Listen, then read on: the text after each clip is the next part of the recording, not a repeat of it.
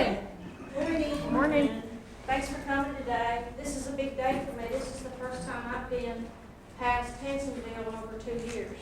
With COVID, and then I've had a little battle with cancer. So this is my first big girl, or my second big girl workshop. So welcome today. My name is Sandy Ratliff. I'm with Virginia Community Capital. And this is a collaborative project and program between Virginia Community Capital, Virginia Tourism Corporation, the Small Business Development Center Network, and with People Incorporated, and our local partners that you will meet. Over the next 3 hours, our goal is to share with you all resources and opportunities and the how-tos about starting and growing a business in Virginia. Trust me, I've been doing this for well over 30 years, and Virginia has so many resources to help folks get started and grow.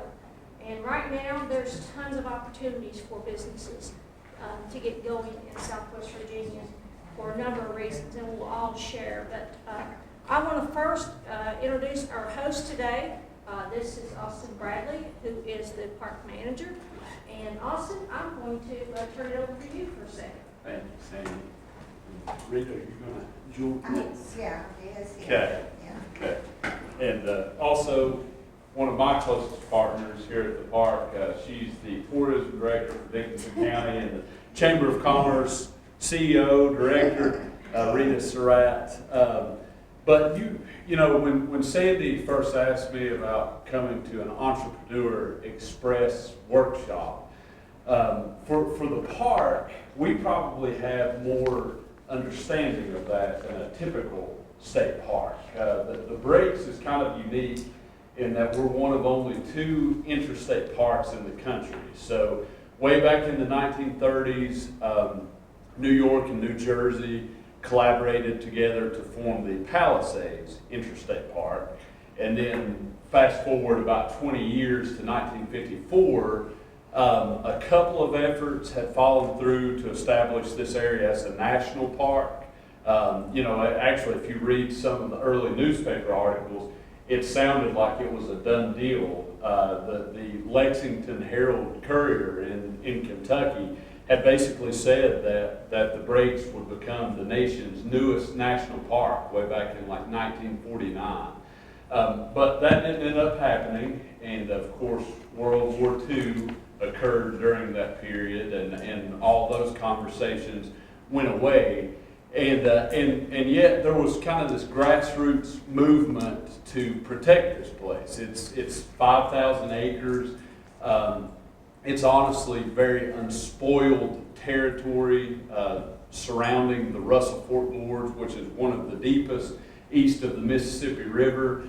Every time we host biologists or people from Virginia Tech or other institutions, they're just blown away with the biological diversity that's found within the park. Lots of species that are really unique and not found many other places on Earth. So this grassroots movement culminated in the establishment of the Breaks Interstate Park Commission in 1954. And I always tell Rita, Rita works for the Board of Supervisors, and they're wonderful. People like Peggy are chairman of the Board of Supervisors, so they're great people to work for. But so I work for the Breaks Interstate Park Commission. I have 4 bosses from Kentucky and 4 from Virginia.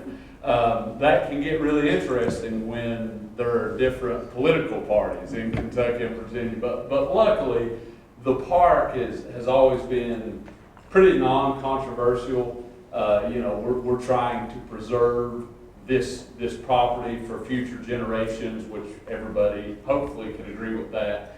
And we're also trying to bring in economic impact to the area. And so the reason why we understand entrepreneurship a little bit more than maybe the average state park is that it's in the way we're funded. So we're funded about 1/3 of the level of a typical state park. So whereas a normal state park in Kentucky or Virginia gets about 50% of its budget through taxpayer dollars, 50 to 55%. The Breaks get somewhere around 18% of its budget from taxpayer dollars. And the remainder of that is generated by groups like you, our guests to stay overnight with us, people who go on zipline trips, people who order a steak in the restaurant. It's all visitor-generated spending. And unlike a normal state park where, you know, every dollar spent goes off to Frankfurt or Richmond to go into the general fund, never to be seen or heard from again, who knows what it pays for. Our every dollar spent here actually goes into a bank account that I check every day. I dream about it at night, and I can't let it run out of money. But it all stays here. It's all reinvested into the park. It's all reinvested into, you know, our employees, our facilities.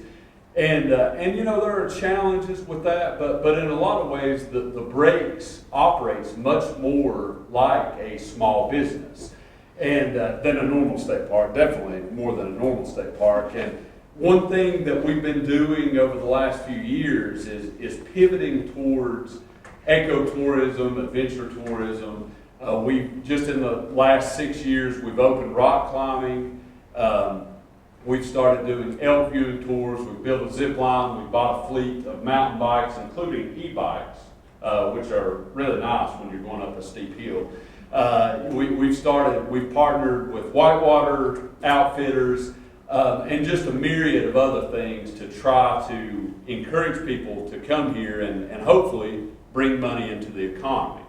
Of course, as a standalone entity, we do all of our own human resources. We don't have people in Richmond or Frankfurt to do HR. We do our own marketing, and we have a fairly small budget for that. And that's where, you know, our partners like Rita you know, acquiring grants and helping us, VTC, Michelle, they've been phenomenal. We're actually on the cover of the Virginia Travel Guide, which I think that's because they like Rita so much. I don't think that's got anything to do with me. But all that helps. All that brings dollars into this community and exposes the Breaks to a broader audience. So we're excited about what you guys are doing, and I'll let Rita talk a little bit about her promotion efforts. Oh, okay. Well, welcome everyone, and we appreciate Sandy and Michelle and Margie for doing these again. We're excited to get these back started. We've done them for years, partnered with them, and been all over the Southwest, everywhere. So it's I'm happy to see everybody back, and I'm sure you'll really enjoy what they have.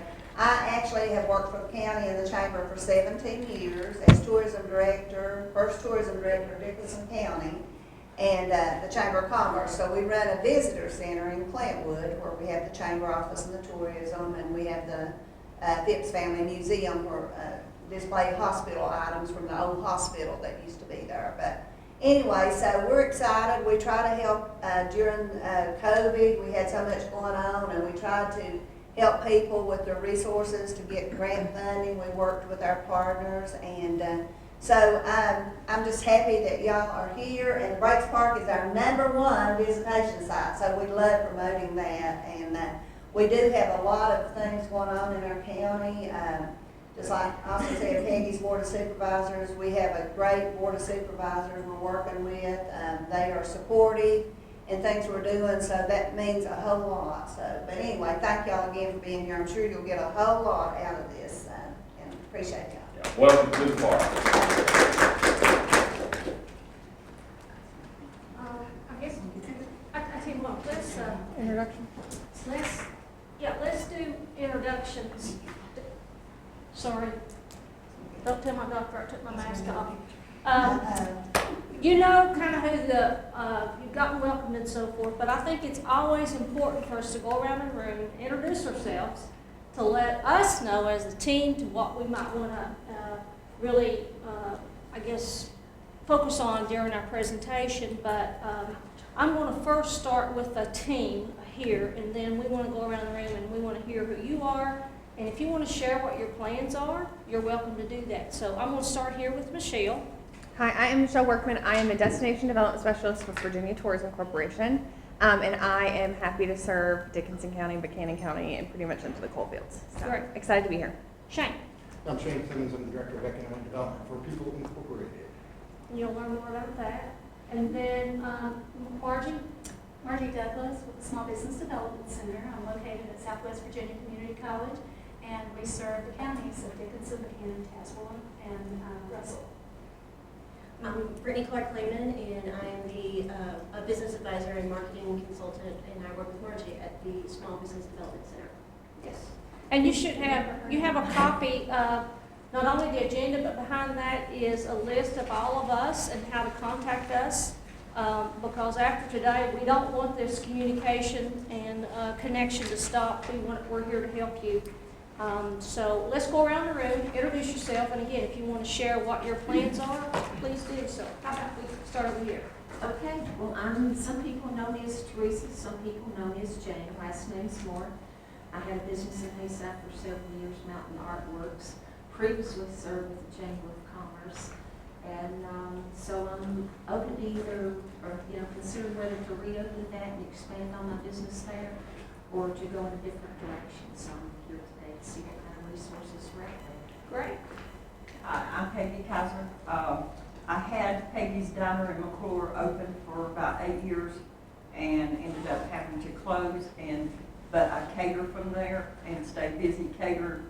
Wise County has really been calling on me a lot at the Wise Inn to do stuff there.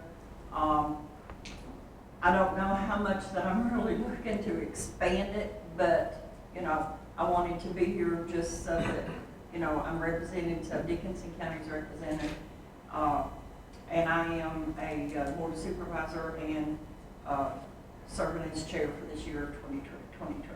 Well, great. Thanks for supporting our good friend, Miss Rita. There's nobody like her in Virginia. But one of the things you said, you don't know if you want to expand, but it's like that expression, you don't know what you don't know. Right. Hopefully we want to share some resources and opportunities that you didn't know.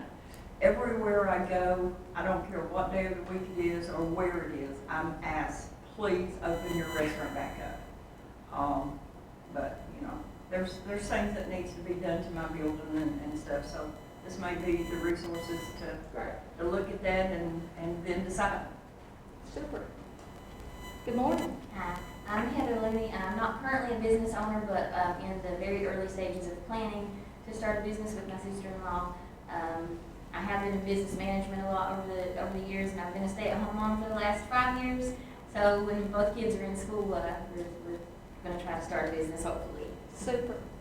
Good morning. Good morning. My name is Lexi Fuller, and I just graduated high school, so I'm not a business owner or anything like that, but I've always been around business. My mom and my dad have always been in business, and it's just something that has really interested me, so I'm here prepared to learn as much as I can. Super. And Mom? I'm Sarah Fuller. My husband and I have had many businesses over the years. I'm a nurse as well, and with COVID, when it hit, it just kind of took a different toll, and just looking for a different opportunity at this point. So just looking for different, I spoke with Margie, and this was the place to come to actually meet new people and get different ideas. Super. Good morning.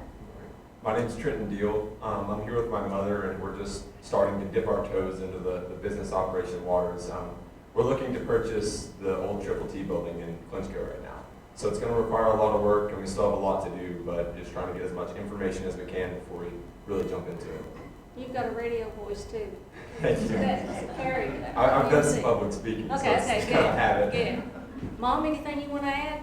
He does well. Okay, good. Well, good morning. Good morning. I'm Lori Fletcher, and my husband has a business, or just started a business, Triple J Auto. It's in Clintwood, and we want to expand it. I'm a teacher, and he works in the gas and oil field, and of course that's always very up and down. Mm-hmm. So he's looking to make that more of a full-time position and kind of get that a little bit promotion out there as well. Great.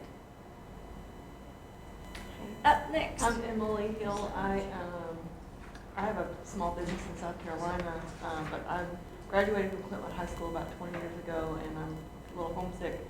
So I mostly do fee-for-service 1099 miss, and I'm hoping to find out about some more funding opportunities. Super. I'm Lester Hill with the Appalachian Power Company. I've been, worked for them for about 38 years now. And I just came to offer any advice I could with dealing with the power company. If you have any questions, just. Well, I had power this morning because I got up at old crazy 100, so That's a good welcome thing. everybody. And again, don't hesitate to ask us questions through this. This is what it's for. It's an information exchange, and hopefully when you leave here, you at least know, I need to check with this agency, or I need to do this, or I know where I can get help. Because we're here, this is a team sport, supporting our businesses, because you've got people from different parts of the county here to help. So speak up, and then I'm going to turn it over to my favorite person, Miss Margie Douglas. I'm going to turn the lights up. Who's in charge of the clicker? It's right there.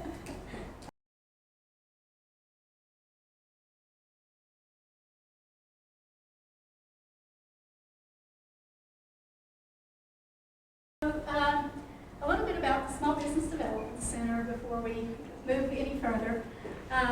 We are a resource that a lot of times if you don't know where to go, if you can call us, we may not know how to do or what to do for you, but we do have a network of 27 offices throughout the Commonwealth of Virginia. So we pretty much have a subject matter expert in most of those offices. So, we're always happy to help you. But this is today's agenda, and I think you have a copy of that in front of you, so I'm not going to read through that. Sometimes when you're starting a business, this is kind of the way you feel, because there's so many different aspects of that business that you have to consider.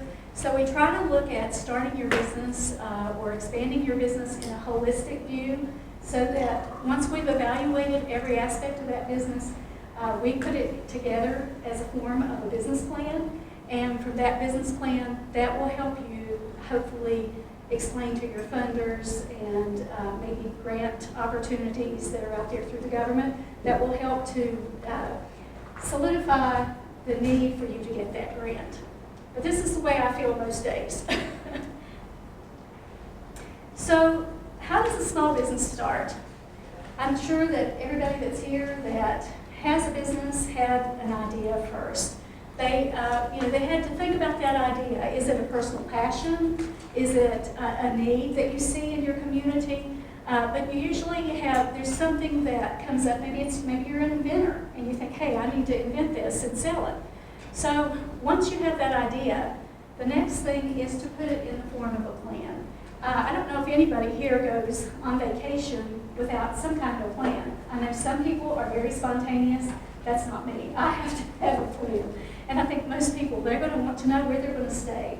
They're going to want to know how much it's going to cost. They're going to want to know where they're going to eat and what they're going to do while they're there. So that's the same thing with a business plan. We want to know the who, what, when, where, why, and how. The funding. So after you've put all of this information together and thought about how much it's going to cost, what you're going to need for your startup, then you're going to have to think about your funding and where you're going to go.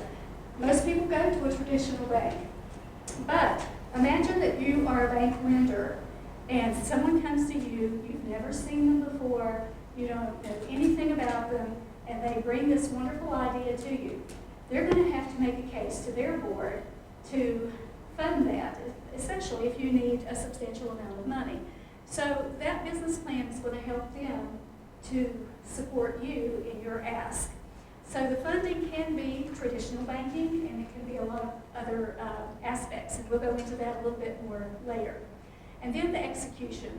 Once you have the plan, and a lot of times people already start the business and then they do the plan, but I always feel like that it's better if you can think it through before you actually start, because it saves a lot of time and sometimes a lot of money. So why is a business plan necessary? So it gives you an opportunity to share your unique story. Maybe you have a great idea and you want to make a case to tell that funder, this is why you need to fund me. We've seen so many tourism projects and so many things happen because of tourism, and most of those people had to have a plan to take to their funder. It's a living idea, so it will motivate your stakeholders to support your business. So maybe you have some funders that are going to help you, but this business plan is going to help you support that to your stakeholders. Most of the time, a business plan is for 3 to 5 years. So in that business plan, one of the key things is financial projections. That is our best estimates of what it's going to cost to start that business, what it's going to cost to operate that business. So we look at least 3 years and generally 5 years, depending on the organization that you apply to. It also explains your plan to build the opportunities your business will accomplish, how much money you're going to need, and how you will use lenders' funds. That's going to be key because they're going to want to know how you're going to use their money. And it also helps you to explain how you're going to repay that back. That's going to be key, even more key, because they want to know how they're going to get the money back that they've invested in your business. So it is a lengthy process when you're writing a business plan. It's not something that you can sit down and write overnight generally. Of course, it depends on how much research, how much detail that you go into, but it really helps you to work out potential flaws. We have a process called the SWOT analysis. It's a strengths, weaknesses, opportunities, and threats. So if you sit down and you say, okay, my strength is I really know this business. I really know how to bake. I really know how to decorate, and I know how to sell my product. So that, that's a strength. But maybe, and in most cases, the economy is a weakness or a threat, because if the economy's going great, people are willing to spend money. They have discretionary funds. If it's not going great, they're going to hold on to their extra funds a little bit tighter. Now, again, it does take some time, but it is really well worth it. The other thing is SBDC has templates, so if you need some assistance, we can provide you with a template, and then we can also talk you through it if you need somebody to go over it with you. So here are the 4 elements of a business plan. The first thing is an executive summary. So that's going to be the first text that is in your business plan. It's going to be a brief summary of everything that you have talked about in your business plan. So it's going to include a little bit about your description, a little bit about your financial projections, and it might even talk a little bit about some of your supporting documents. So the business description, that is the who, what, when, where, why, and how. If you know those things and you can identify those things, you're way ahead of a lot of most folks. So it's going to be details about your product or your service, and it's going to talk about what's going to make your business a success. Then there's the management and organization. So when you go to a lender, they're going to want to know who you are. They're going to want to know who your key organizational folks are. They're going to want to know what your structure is. Have you already decided if it's going to be a sole proprietorship? Is it going to be a limited liability, a corporation, a nonprofit? They're going to want to know all those things before you're going to get lending or get funding. The other thing is market research, and that's very key. There's a lot of different products out there that we can provide for you, as well as a lot of our partners in the room.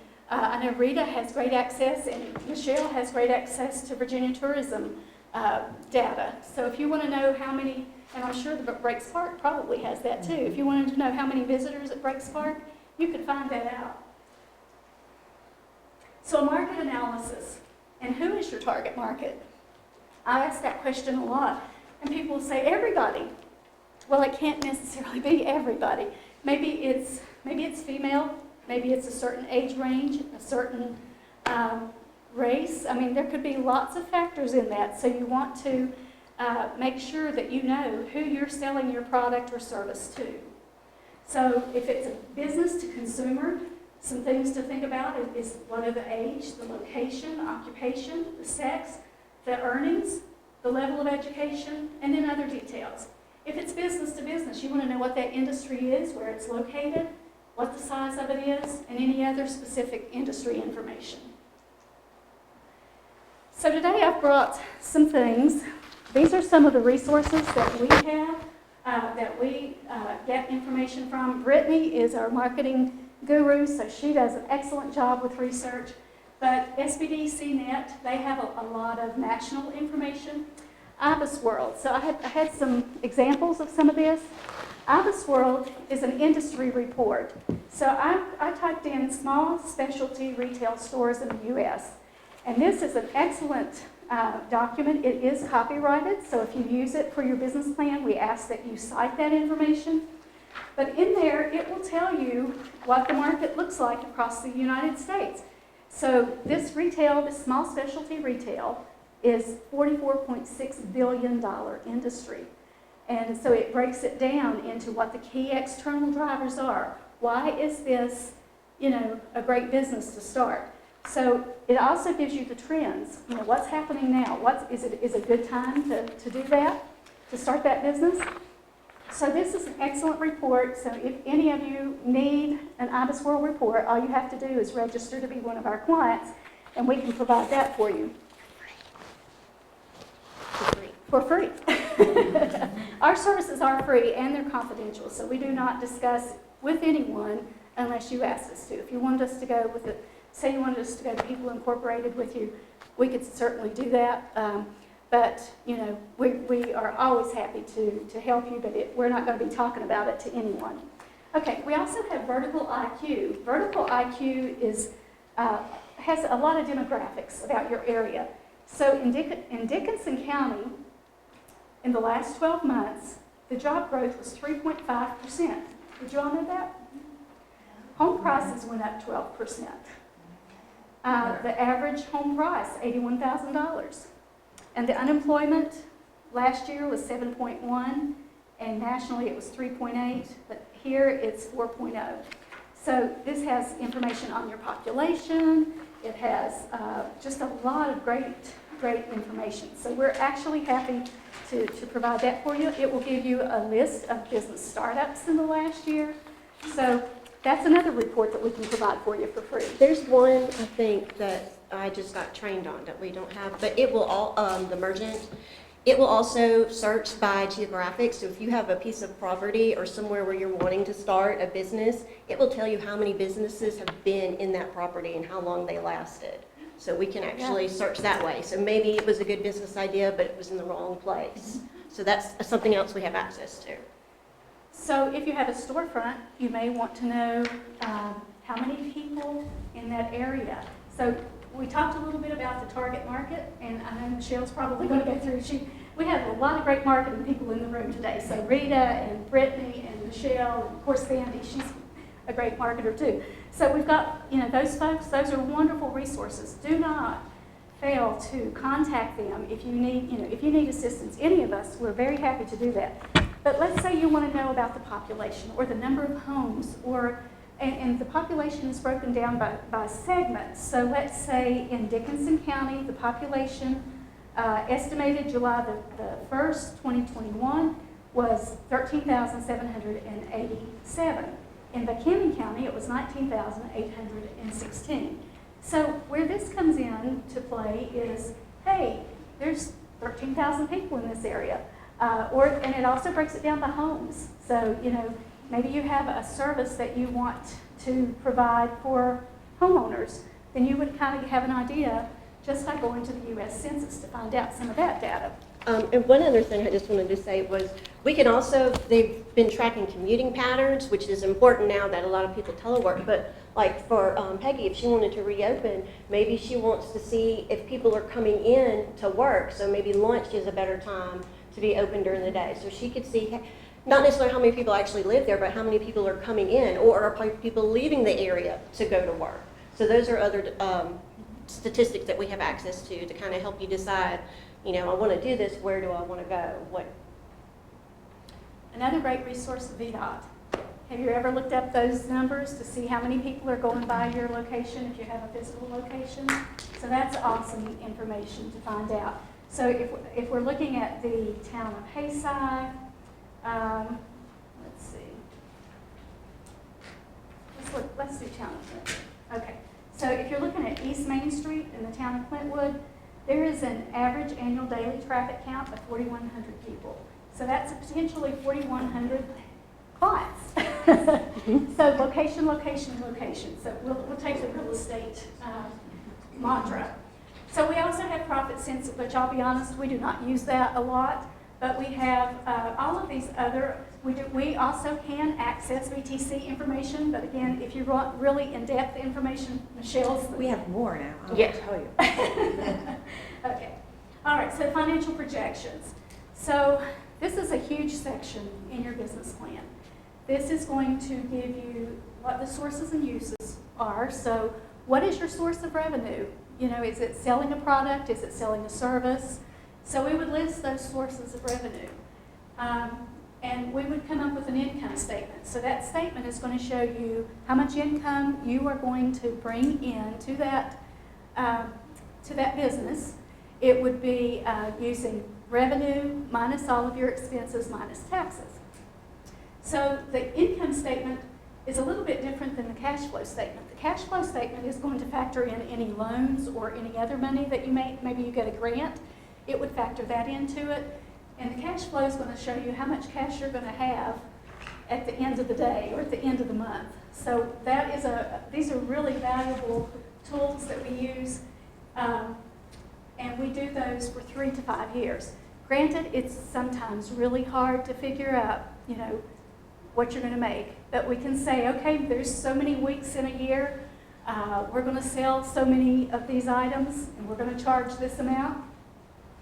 So we can kind of make an educated guess as to what your cash flow and your revenue is going to be. And then we can estimate a lot of times if it's somebody that's buying a building, if the owner will share information, and I encourage you, if you are buying a building, check out everything that you can from the previous owner, if they'll provide their tax returns, and that may not be something they're comfortable doing, but you can ask.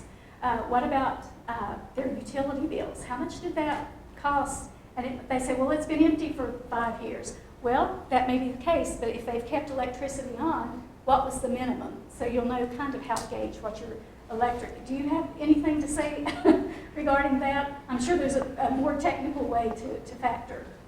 Well, location. That, you know, that makes all the difference in how much the power stays on. Okay. Yeah. Okay. Money. So I know that Shane is going to go into this a whole lot in a lot more detail, but we do have an overall view that we give to you when we talk to you one-on-one when we're talking with you. There's traditional banks, SBA guaranteed loans, microloans, grants. Now, VCETA, we are blessed to be in the VCETA region, which is the Virginia Coalfield Economic Development Authority. They do up to $10,000 dollar-for-dollar matching grant. And so it's very competitive now because their funds are not as healthy as it used to be. But we are, I think they're getting ready to announce some awards in the middle of this month. So anyway, that's one. If you are a startup business, you have to be less than a year old, and you do have to hire at least one full-time person, which is, and then a lot of other criteria. Personal savings, family and friends. Honestly, I don't recommend family and friends because that creates a lot of issues, but that is a source. Angel funds, venture capital, GoFundMe, and crowdfunding, and I think we're seeing a lot more of that, but to be honest, I do not know a whole lot about the crowdfunding.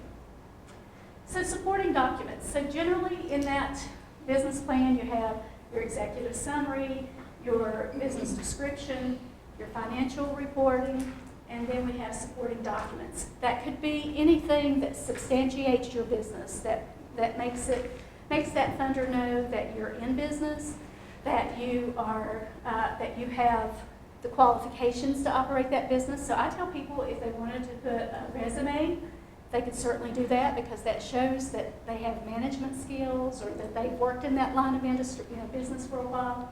But you could put like your State Corporation Commission documentation.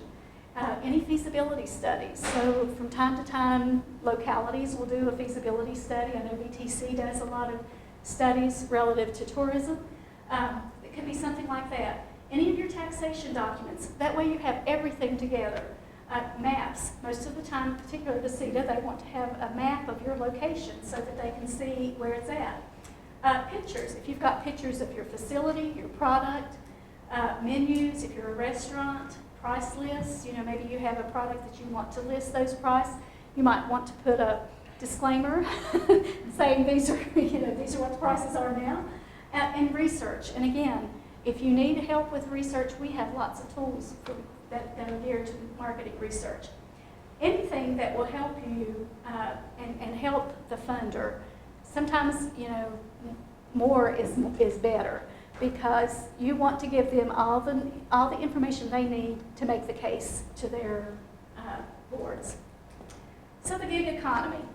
So the gig economy, I would kind of consider Brittany somebody that works in the gig economy, because she works from home. She doesn't work a full-time, regular 9-to-5 type of job, and she works for different businesses. So that's an option. If that's something that you think that maybe you're really great with IT, that might be an option that you might want to consider. Freelancing is pretty much the same thing. It's you're out there and you're your own agent, and you're saying, hey, I can do this service for this amount. So that's pretty much the same. Hobby or a business. So there's lots of people that have great talent, and they may be able to manufacture things, but maybe they're just doing it as a hobby. And they say, hey, I'm starting to sell a lot of these. I want to start a business. So I took a few notes because we really don't work with hobbies, but the IRS has provided a safe harbor rule. If an activity has a profit in at least 3 of the last 5 years, it's considered a business. So we really want to keep IRS happy. So there's no set amount of dollars that you have to make or can make for it to be considered a hobby or a business. And then it says, typically a hobby makes little or no profit. If selling on Etsy without expecting a profit, your shop may qualify as a hobby. So, there's a lot of people that sell on Etsy and some of these, eBay and some of those things. But Etsy does report that gross income to IRS. So, you have to be careful. And if you make, you can sell $600 or more in sales during the year, and then IRS requires a Form 1099-K from eBay. So keep that in mind. If you're, it's not necessarily an amount, but if you've made a profit within the last, 3 of the 5 years, the last 5 years doing this, it's probably a business, so you probably want to make it legitimate. Okay, so this is us. We are funded by the SBA and, of course, SBDC and then Go Virginia. Do we want to take questions now, Sandy, or wait till the end? Any questions? Well, I certainly appreciate your attention, and I hope that this has been very helpful for you. Good morning. Good morning. Okay. I have some giveaways, so I usually ask trivia questions, so I'll start out with one. Does anyone know what year the Virginia's for Lovers slogan came out? Not you. Anybody? Doggone, I remember the original one, but I don't know the date. Well, that's not helpful. No, I know. Anybody want to throw a year out? 78. 67. No. 75. No. 69. Yes. Well, you get to make out a prize. Okay. So, we celebrated the 50th anniversary of Virginia's for Lovers, so it's been around for 50 years. I didn't in know. 2019. That's awesome. So, it's one of the longest running state slogans. So, there's your little trivia for today. I have 2 more. I know what but so first and foremost, I'm going to talk about marketing. I'm going to keep it, pretty high level with some basics and then kind of some tools to use as you're trying to get your business out there. So first I'm going to start with the elevator pitch. Does everyone know what an elevator pitch is? Has anyone created an elevator pitch for anything they've done, whether that be a project? You're a public speaker, I'm sorry. I've sort of made one. We created elevator pitches when we were going to career fairs in college. Yep. So you did it by yourself? Yeah, that's really the only time that I've worked with them. Well, there you go. So an elevator pitch is important just to have. That way, if you run into somebody at the grocery store, if you run into somebody at church, And they're like, so what are you doing now? And you're kind of thinking about this business idea, or you're trying to sell yourself to a job. It's a succinct, very brief about your idea, about your business, just to kind of spark interest. So it could be a good way to attract people to come, either go to your Facebook page, if you have a Facebook page, or Instagram, or website, or even, a car shop. If somebody's like, man, I ran into her at the store and I'm having this issue, so I'm going to call them. So it's just an easy way, in 30 seconds. And then here's a brief kind of like sentence structure that you can use. Obviously, it depends on your business. But this is just something that we like to share in the beginning because it is a good way to kind of dive into what you were looking or what you're thinking about doing and what makes you different from your competition or other businesses in the area. So I'm going to dive into the marketing plan basics. So your marketing plan is really going to answer 6 key questions. Are these pretty? So we're going to kind of dive into each one of these, but what are you trying to accomplish? Who is your target audience? What's your message? What are your resources? Those are a few we're going to kind of talk about today. So what are you trying to accomplish? So obviously, if you're a business, you are going to want to get new customers to your business, build brand awareness of who you are, educate your consumers about what you offer, what makes you different than anybody else. Who is your target audience? So Margie kind of talked about this and using research to figure this out. So you'll figure out a lot of that in your business plan. So that can obviously tie into your marketing plan. Like she said, they have all sorts of resources. But we do as well. We have the economic impact numbers for each locality along with the state for tourism. We have a new research director, and he's really kind of started looking into different avenues. So we have a new service that I have access to, and I'm still kind of diving into it. It's called NEAR, and it's geofencing, if anyone's familiar with geofencing. So we picked 800 points of interest across the Commonwealth. And we have, some in Dickenson County, obviously Breaks. We have some in Buchanan County. We really try to kind of spread it across all of the state, but it follows your cell phone data, so it's kind of interesting. But it can see how long a phone kind of went from one place, goes to another place, how long they stay, where do they go kind of with that. We don't know who you are. But we can kind of track, like, did they come from out of state? How long did they spend in the region? Where else did they go during their visit?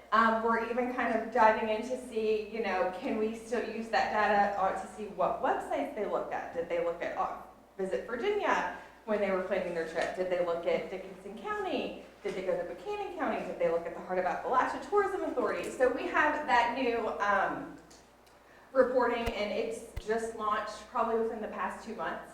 So it's really interesting to kind of see, and we can go back and kind of filter through things just to see what kind of data there is for each locality or each place. I think we did some of the downtown, so like Clintwood, we can pinpoint to downtown Clintwood. But yes, using your data, what do these people, where's your location? What are your consumers' wants and needs? Looking at their demographics, I think we can pinpoint into that as well. So, and who are they now and who may they be in the future? So I'm not sure how far we can go back. I think we can go back at least a couple years to see kind of what's changed. But that's new that we have, and it's really interesting to just kind of sit and look at all the things. So Michelle, how does that, is it, if you have a cell phone and you're in that area, It like tracks. Yes. I mean, they say they listen to everything. They really do. I'm sure you're going to get a pop-up ad for something we're talking about As today. a computer science major, just It's- try not to think about Yeah, it. it's just like Just accept it and go along I with mean, it. it is what it is. Like, it is what it is. Should something terrible happen to you and the serial killer has taken you off, we will be able to track it, Margie, so look at it that way. They'll turn the phone off. No, they won't. If you watch TV, they never remember to do that. But that's also good because I know a lot of, I know Facebook you can geofence and a lot of advertising things. So I have a friend who owns Food Country. So if you're in Food City, that's geofenced for her, so her thing will come up on your phone while you walk into. Well, yeah, a lot of people have done it. Heart of Appalachia's done it in the past for like the motorcycle routes. So, if you're driving one of the if you're stopping at, what's the one in Bristol, the motorcycle place? What's it called? Wolf, whatever. yeah, that the is. Indian, yeah. So like they have like pinpointed, those different motorcycle dealerships, and like when they're there, they'll get their ads for the Appalachian Back Roads or Back of the Dragon. Yes. It's legal. Yes. It's in all those terms, you just hit, I accept. Yes. There you go. That's it. So if you're at Belk, you're probably gonna get an ad for Kohl's. I mean, Yeah. that's just how it is. I mean, that's the world we live in. Like he said, just kind of don't think about it, because like our research director talks about, I'm like, oh, this is okay. Yeah. I'm just gonna, okay, well, it's a resource we have to share, so just don't really think about it that hard. It's fine. It's fine. I mean, I know everyone has probably, been looking at something, and then you get it for like the next 2 weeks until you buy it, because they're gonna keep throwing it at you until you purchase it. So that's just kind of how you can dive into that. And you can also use, like she mentioned, Facebook. They have demographics on their ads on your business page. You can see who, the age range, where they're at, are they female, are they male, and that's all on there too. So I mean, we're kind of giving them information. All right, and then branding. I'm sure everyone is familiar with branding. Just remember, it's more than a logo. It is how you make people feel, and kind of, what an experience. So your marketing is going to get people there, but your brand is probably going to make them come back. Logos and slogans aren't brands, so it's a perception. It's what people think of you. I'm sure everyone knows these logos. I mean, ours has been around for 50 years. Not everyone knows Virginia's for Lovers is a travel campaign. So that's kind of something we've been working on for the younger generations. They're like, Virginia's for Lovers, what does that mean? So it's our brand, you stick with it, and it's very popular and has won lots of awards. So. And then how do you deliver the message? So obviously digital with your website, social media, blogs, public relations, people attend trade shows, just to get the word out if that's kind of where your target audience goes. I know Heart of Appalachia, for example, I'm just going to use them because I know they attend a lot of trade shows to market their Appalachian Back Road, so that motorcycle route. Tazewell County also does as well to market the Back of the Dragon. Spearhead Trails goes to a lot of ATVs, outdoor shows, because that's a lot of times where an audience is and they see people coming from those shows.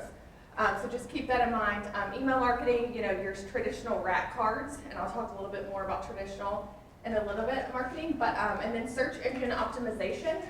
I can talk very high level. I think he probably knows more than I do. Essentially what search engine optimization is just ensuring that when someone searches a keyword that relates to your business or the name of your business, that you're some of the first results that appear on the search engine.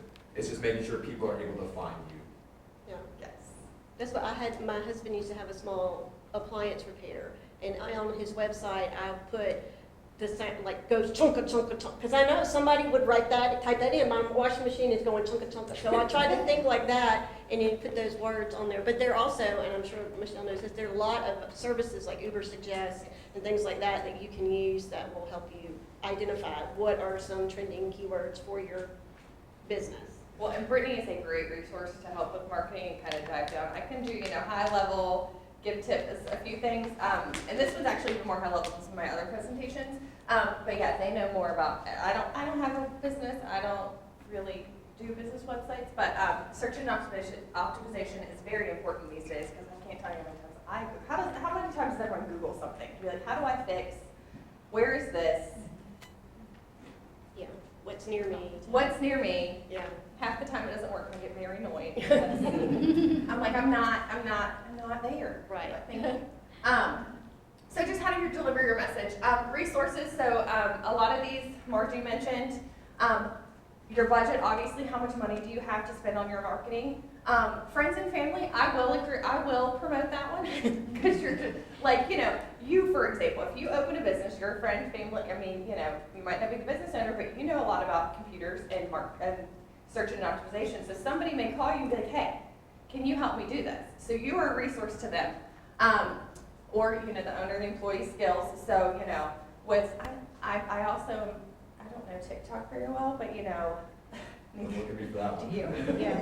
So we're kind of starting to dive into TikTok with Visit Virginia, and we're one of the few states that has kind of a good follower count, so kind of learning all that and staying up to date on those resources and working with our team to help figure out that and who can do this. Do you do TikTok?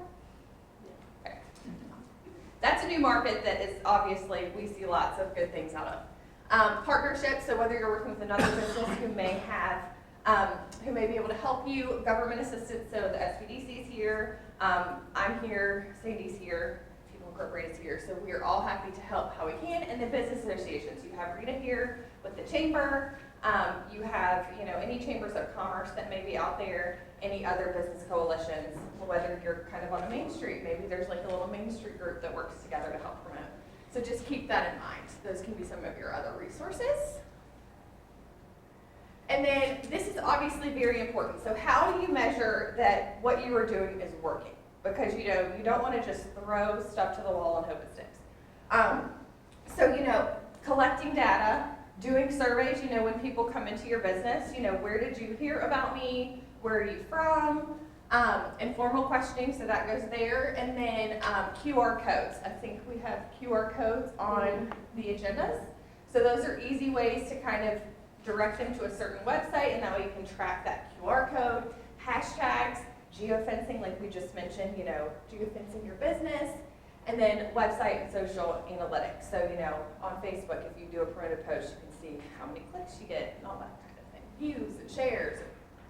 Yeah, I'm glad you mentioned that. Those QR codes, one's to a survey, but the second one on the right with the logo in it will have, you can download all the slides. So if you are having trouble seeing them or being able to read it, then you can download it and you got it. Sorry. All right, so just quick, those are really the 6 questions your plan should answer. I'm going to kind of dive into some other things. So a mission statement, I think everyone knows what a mission statement is. It should guide where you're going, what you want to do. It should lead to your vision, so it can be the mission of what your marketing plan is going to do. And then your vision is what are your goals, where do you want to go? So you're describing kind of a desired future state. And then a marketing calendar. A marketing calendar is very important. Do you know a marketing calendar, Rita? Marketing calendar. Yeah. So we have them at BTC. We kind of have a content calendar. So when we're posting certain blogs or when certain things are going on Facebook, it kind of helps you keep track and keeps a guide on what you need to do. I know, I mean, marketing by yourself can be very hard. So, very hard. So having that calendar kind of keeps you on track. But then I also know partners who actually dedicate a day a month in the beginning of the month. They look at their marketing calendar, they schedule Facebook posts, they schedule Instagram posts. So it's very important to kind of, that way you can get it all done at once. You may have things that pop up throughout the month that you need to do as well, but I think it would take some stress off of you if you're just a one-man show. So doing that maybe once a month, every couple weeks could be helpful. And then there is software that can help with that. So there's Hootsuite. We use Sprout. I use Hootsuite. Okay. We use Sprout at BTC. I think it's a little more expensive, but it's really great because she sends great reports to everybody. But that's what we use, and they can manage your networks and more than one network and schedule messages and all that kind of thing. And then, like I said, traditional methods. So we're starting to see that the younger generation actually likes direct mail. So they're used to getting tons of emails and tons of junk mail every day. Does everybody get a lot of junk emails every day? To where I unsubscribe every so often. Yeah. But they like to get that mail. Because how often do you get something in the mail? Okay, so they like to get that mail. So we're starting to see that come back, that direct mail. In fact, over the past couple of years, we did a Crush Friday campaign. It was really trying to get people to take Friday off and have a long weekend. We did a bunch of press mail outs to our target markets in the Northern Virginia area, and they were direct mail. So whether that was postcards with a sticker, I think we saw a lot of success with that. Sales and promotions, referrals, so referrals from people, word of mouth, phone calls, brochures with brochures. So we're still seeing that. We actually have brochure placements in our Welcome Center, and they're pretty economic. They're I think $10, $11 a month per center. So we have 3 Welcome Centers in Southwest Virginia. We have Rocky Gap, which is coming down to 77 from West Virginia. We have Bristol coming in from Tennessee, and then we have Lambsburg coming up from Charlotte. So we do have 3 in the region, and they offer a lot of like different options with what they can do, and they even offer like a short, like 2-week event placement for rack cards. So if you have anything coming up short, you can put that out there. You can put a flyer up with it, but they're very cost effective. And then your business card with a call to action. That's still, what website do they go to? Do they visit you on social? Those are still, very important. And then digital marketing, obviously having a website, email marketing, electronic ads, mobile and text messaging. I like those sometimes as well. Instead of getting inundated with emails, if I get a text message, I for some reason view that a little differently. And then social media. There are lots of social platforms out there. It can be very overwhelming to keep up with all of them. A lot of times we say to start with one and do it well before you kind of branch into other ones. But with Facebook and Instagram, they're kind of connected, so you can kind of work on those together. And like I said, we're working a lot with TikTok now, not Snapchat, we tried that. And then Pinterest, we see a lot of success with Pinterest. Pinterest is still big. Yeah, like we have, it's doing number boards 5. and Yeah. we see a lot of success with that. They overhauled all of that. Yeah, you can buy from Pinterest now. I don't know, probably. Yeah. I find myself on there sometimes. And this is really it is the most cost-effective way we're seeing with marketing. You can put $20 behind a post and, see success. So just keep that in mind. And it's also kind of the new word of mouth, because how many times are y'all on Facebook or wherever and somebody's had a bad experience or a good experience, usually bad because people are more likely to share bad experiences. And you see them rant about it on Facebook. So just keep in mind that it is kind of the new word of mouth. I don't do that. But some. And that kind of ties in with the customer service. So customer service is still important. How many of you have been to somewhere and you've had a terrible experience? Just me? All right. Did you tell everybody? Did you tell whoever you could? I told my close friends, but I don't use a ton of social media personally, so I didn't spread it that way. Yeah. Did you go back? No. Would you go back? No. Are they still in business? Yeah, but they're not around here, so. Okay. Well, okay. Well, the other thing is if the business gets on there and rants and then goes back and apologizes, that's really, I don't even want to go to that business after I see that, and especially if it's continual. Don't get me started on those types either. Yeah, there's nothing great that'd be like, I had this, blah, blah, blah, come in and. It's hard when they require a personal account for you to set up your business. Yes. Page, both with LinkedIn and Facebook and Instagram. It's hard sometimes, I think, for them to separate. But I know you do, we stress, business is your business. If you want to put something on your personal, that's fine, but business is for business. I'm pretty sure one of the businesses that did that kind of thing is not open anymore. And they were seasonal too. So it was kind of. Yeah, don't alienate people. You don't know who might be coming. Yeah, so, good customer service encourages word of mouth, and it encourages repeat visitation, and it can be a low-cost way to increase profits. So, being nice to a person, you're going to get them coming more than once. They'll probably be spending more money with you every time they come. They'll bring their friends. They'll tell their friends to go there. So it can be a way to increase profits, and, it can boost employee morale. Like, if people are just mad when they come in and, they've had bad experiences in the past and they're just not very nice, it can, having a nice customer and, going that extra mile can be helpful to the atmosphere. And if there are issues, I come from a hotel background, so before I did what I do now, my background was hotel management. And if not everyone's cut out for customer service. You know what I mean? So, hiring those right people is very important, and that can be hard to figure out, but maybe you do hire them for the front desk or to be a waitress, and you realize they're probably not the best person for the front of the house. Maybe, they'd be better, in the kitchen. I don't know. Helping out behind the scenes. So that's kind of something you have to figure out. You have to figure out personalities.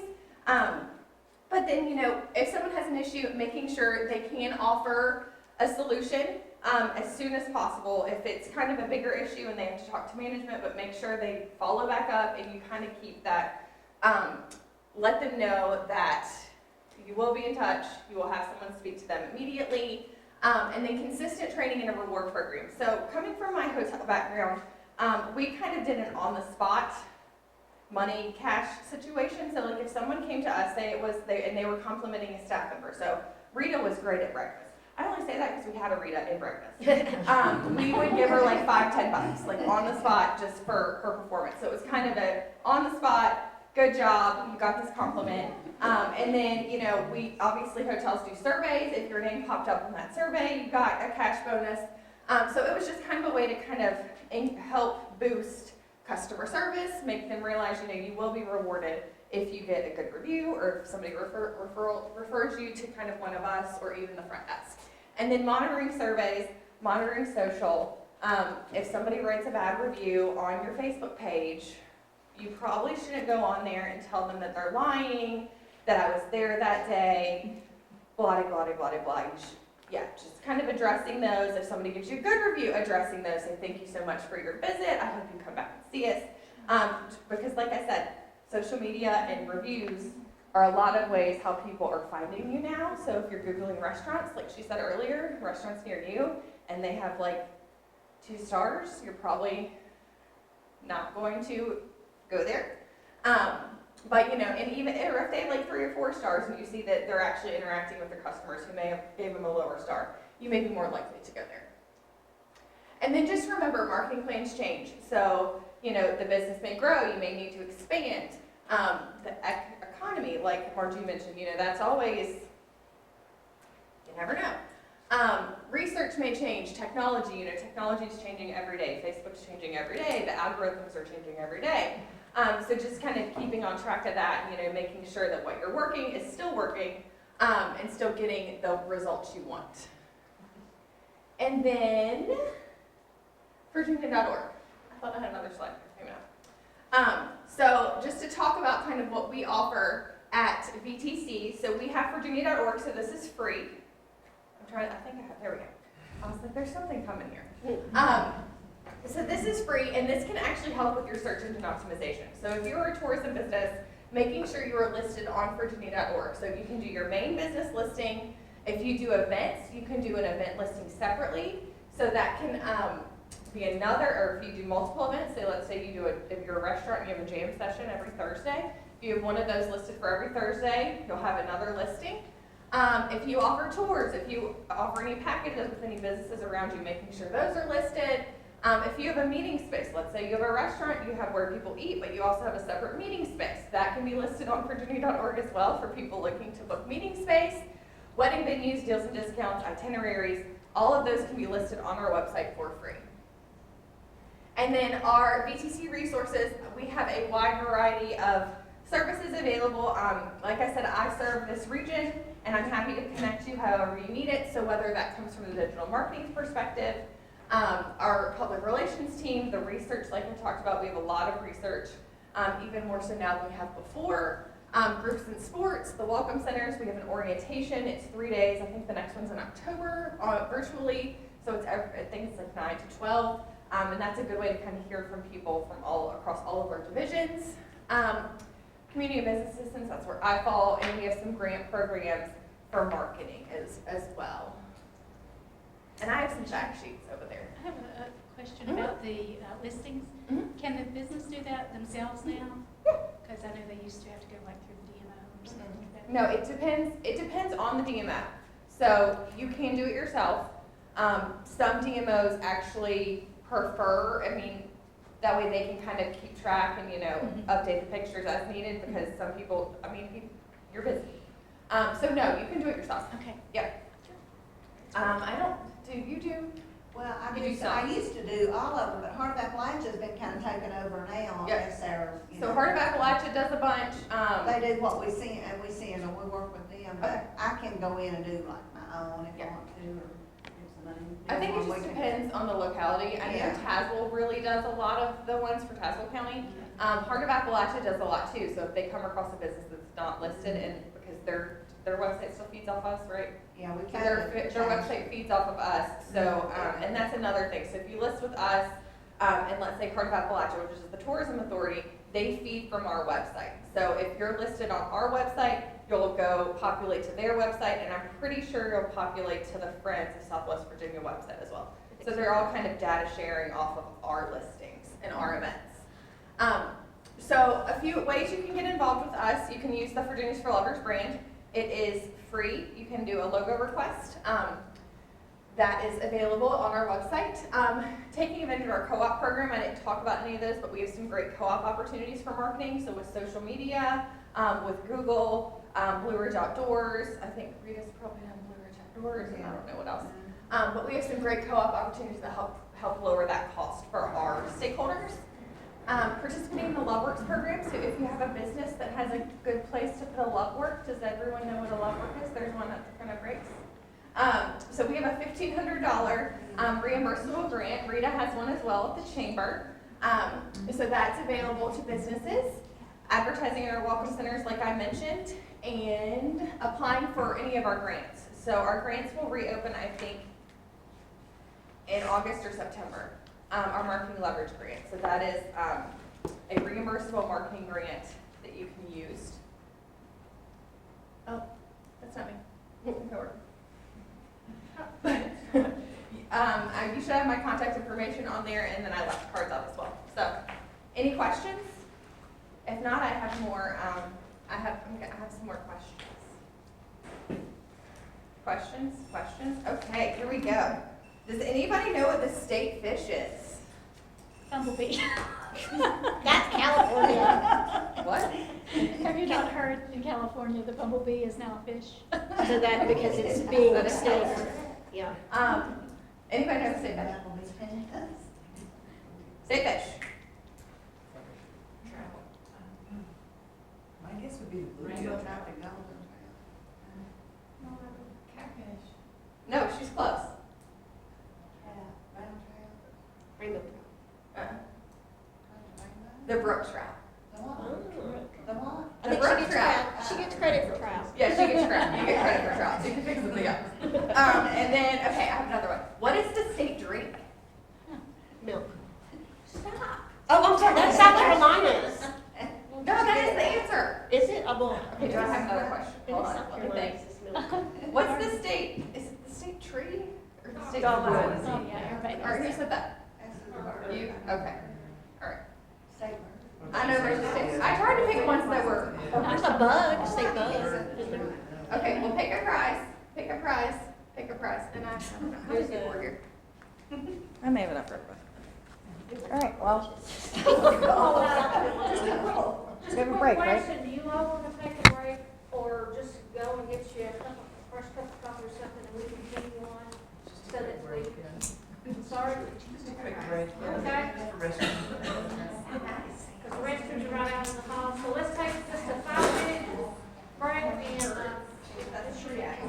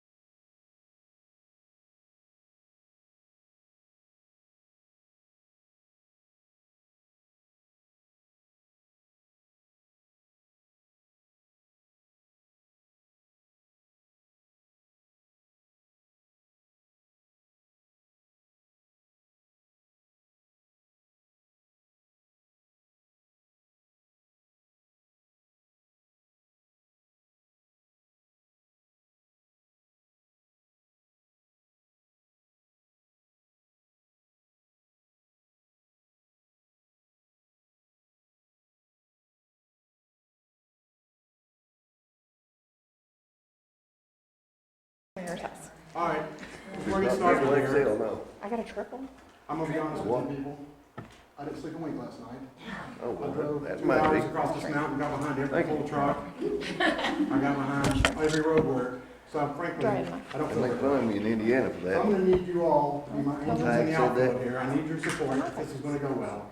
So could I please just get a smattering of applause? That's all I'm asking.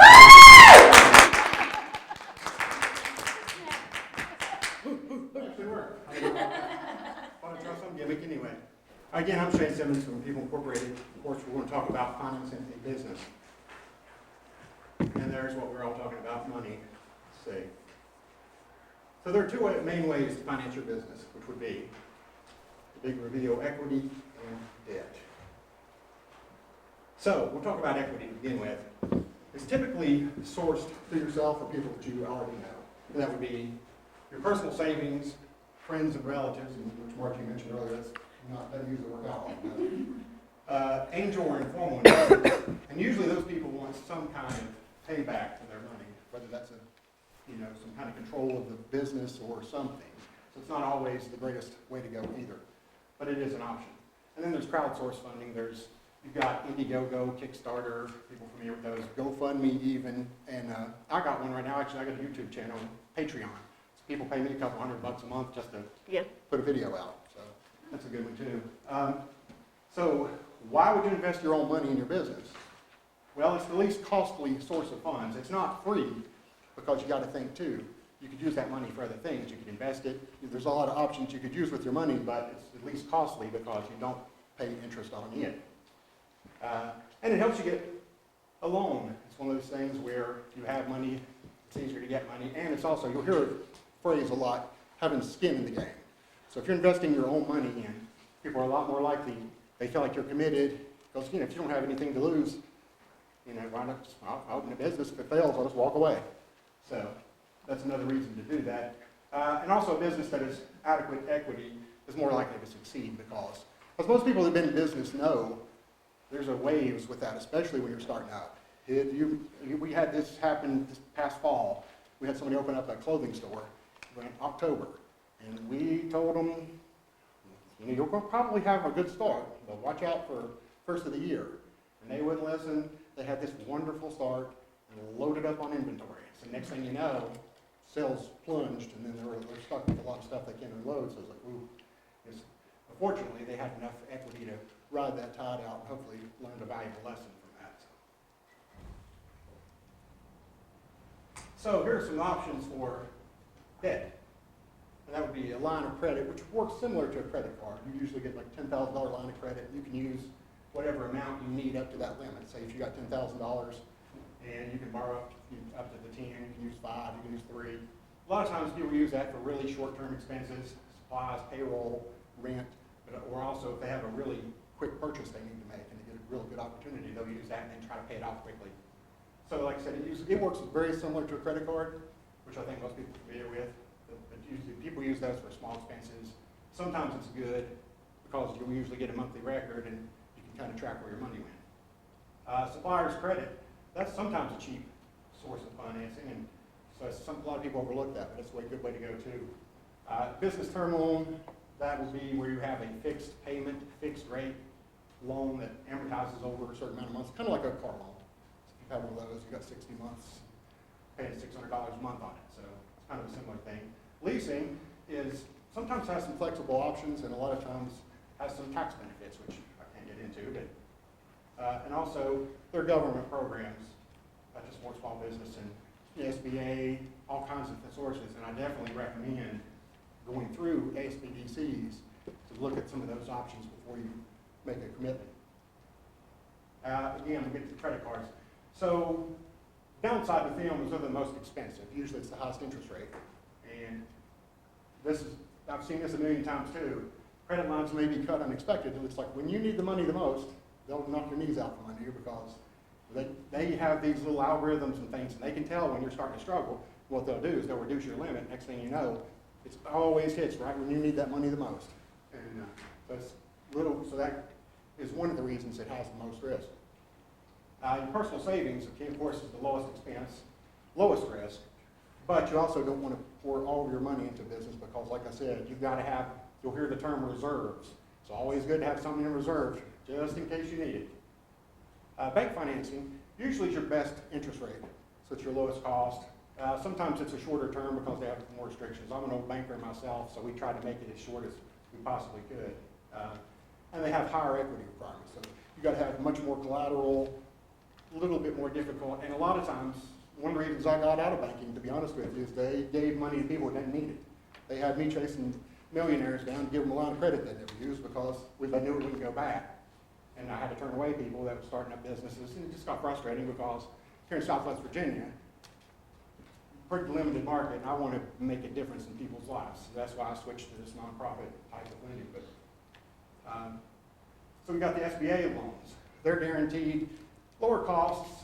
They can do some longer terms in most cases. They have reduced equity requirements, and they actually lower risk if you're going through a bank that's using an SBA loan. Their money is guaranteed, so they'll take a little bit more risk on your business than a normal bank will. And they have a bunch of different plans they specific to real estate, equipment, working capital. That's one thing we get into a lot is that, again, as an old banker, we have very limited collateral we could use. They really wanted to push real estate and that kind of thing, but a lot of businesses don't have that to offer. So, you know, we do equipment loans. We took liens on cattle. You know, it's just one of those things that whatever you can put up as collateral, we'll find a way to take it. Matter of fact, we had Beats by Dre headphones was collateral on one of our loans. I was hoping we'd repossess that. And also nonprofit community lenders, which is what we are, people incorporated. So that's some of your options for financing. So what you want to do before applying would be to get your financial house in order. And that is get a copy of your personal credit report. Actually, it's been a few years back that USA Today put out a report that 70% of credit reports have some sort of mistake on it. Not necessarily, a lot of people think of identity theft, but it can be something very minor. If you're a junior or somebody lived at your same address or anything, it could show up on your credit report and you never know. Matter of fact, it happened to my family. My brother is a second. So him and my dad's credit got crossed over a lot.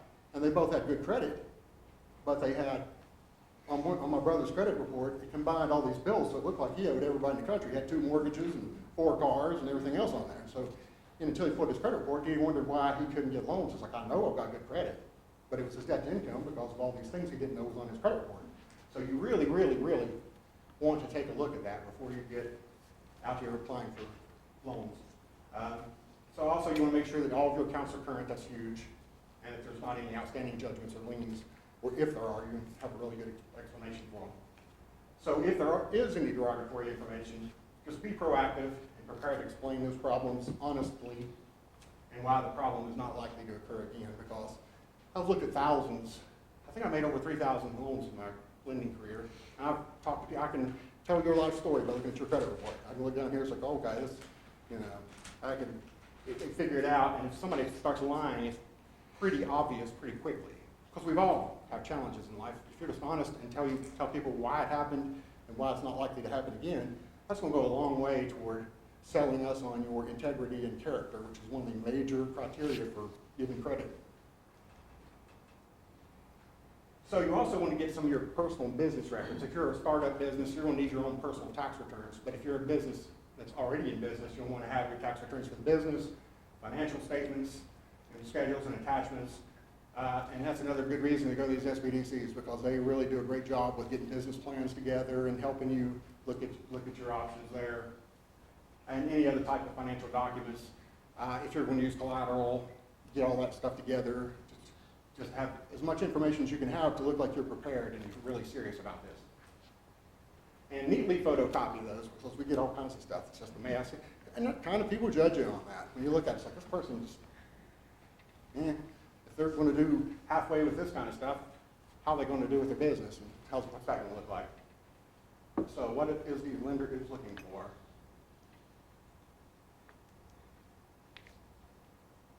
So you want to be specific in what you're asking for. Know how much you need, because we do hear this a lot, is that as much as you'll give me. It's like, well, you know, that doesn't, you can't take somebody all that serious with that. You want to have a specifics. I'm going to use $25,000 to buy this excavator to, you know, and that makes a lot more sense than saying, well, how much would you give me?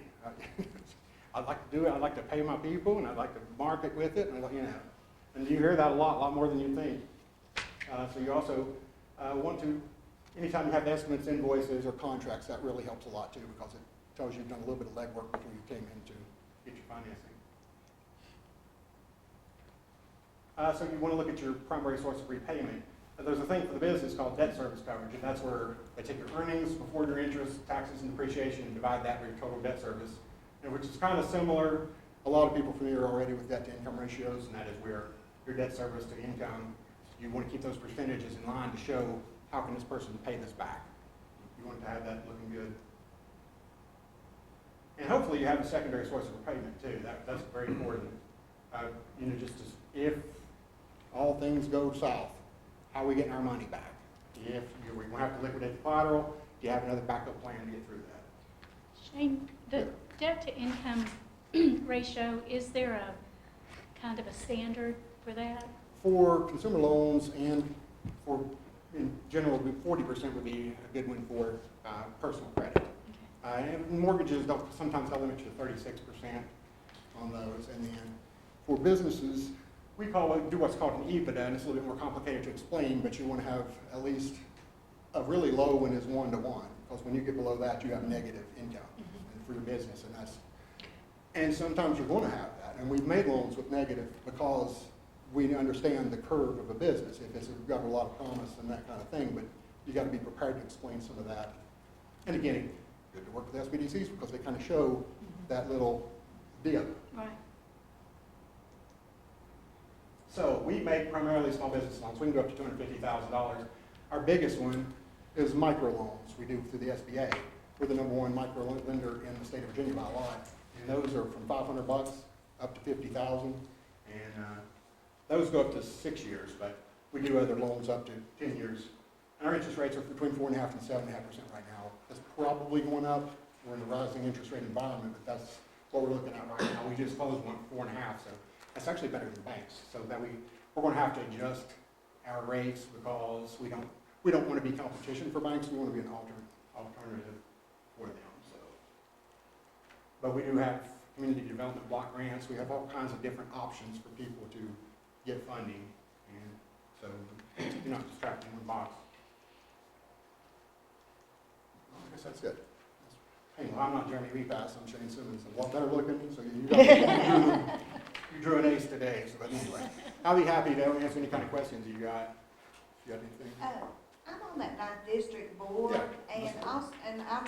I mean, we haven't met in a while, but I'm not really sure how much money we have in that fund, but we have, there's been a lot of people who have got that funding, and so do you know anything about that, where we stand? Yeah, and that funding, she's talking about 9th District Development Funding, and it is for tourism. So if you have a business, and we have a lot of that going on, and a lot of them are doing really well, so they've actually committed more to investing in that. But as of right now, and it just fluctuates depending on what loans we have out, but we have a little bit over $500,000 to lend right now, and it's first come, first served. We can do any loan from $500 up to the actual limit of the fund. We got one loan right now for $600,000, so it just depends what you got going on. But that is a great, and that interest rate on that's 3.5%. So if you got a tourism business, yeah, that is, you're not going to beat that anywhere. That's What was the interest rate? 3.5%. They haven't changed that. I'm actually a treasurer on that board, so I should know that much in the fund, but like I said, we haven't met in a while, so yeah, I signed the checks. Jeremy sends the checks and I sign them, so. Yeah, it's called NDD, if you want to look at our website, we've got nddf.org, and you can look it up, and it has a little bit more details about that, but we... Is the application online? Should be. Okay. Yeah, it's very simple. All this stuff has very simple applications. It's not nearly as complicated as you think, and that's another reason why, like as an old banker myself, I don't know how many people would come to me for a small business loan, and we would have to decline them, and that would just destroy their morale, and they just would give up on their idea. And they don't realize, I didn't realize, as a banker, I didn't realize all the options that were out here for grants and SBA lending, and I didn't know People Incorporated existed as a lender. So it's good if we have these things where we can get out here and tell people there's a lot of options. If you're really committed to doing your business, you can probably find a way to get it done if you've got a good idea. Somebody will help you. You may pay a little bit more interest rate or something out there, but if you've got a really good idea and you're really committed, you can find a way to get it done. Is there a credit score minimum? We've got guidelines. I hate rules. I changed that. First thing when I came on the job is I hate rules because I break them all the time. In fact, I have more speeding tickets than everybody in this room combined, I'm sure, but anyway, it's just how I am. But we call it guidelines, and 550, if it's above that, we can take a good look at it. If it's below that, and you've got some really extenuating circumstances, which happens sometimes, we just had that recently. Somebody had a large inheritance they came into, kind of healed their issues, but so if you have something really majorly and it's below 550, then we can take a look at it. But above 550, we can usually try to get something done if all else works out with them. Actually, 550 is pretty low. Oh, yes. Yeah. Yeah, it's really low right now. So actually, we got one done. We've got two done the last month with 450, if you can believe that. So, Wow. I'm asleep after that. But. All right. Going once, going twice, silver. All right. Thank you, sir. Thank you.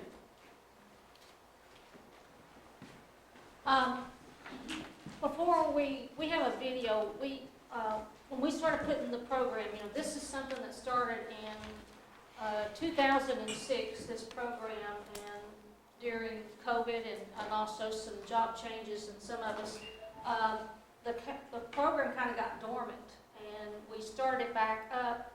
Last month was our first one, but when we were talking about what should we do and add to the old program, one of it was cybersecurity. Because one thing that COVID taught us, especially on those Main Street businesses, that you have to have some type of an online presence. That there's folks that, I know even on Main Street of Abington, which is where I live, people were just, they had inventory they couldn't get rid of. And they started looking at online ways to sell it online and so forth. But you have to, as a business, as you start putting data in there, especially customer data and confidential data, you really need to look at cybersecurity and how that, if something should happen, what kind of impact is that going to do to your customers and to your business. And one time, when you lose the confidence of your customers, it's very hard to get it back, and that's why it's very important. So, Jonathan Evanen, who owns Aegis Solutions, IT Solutions, he was kind enough, we couldn't ask him to, since he's a small business owner, to come to every workshop, but he took time out of his schedule to prepare a presentation. So I videoed that, and this is what we're going to do, and let Jonathan share with you some of the things you need to look at when you're going to be starting your business. So take it away. All right. We should talk about how they got rid of all the USB ports. Not having to.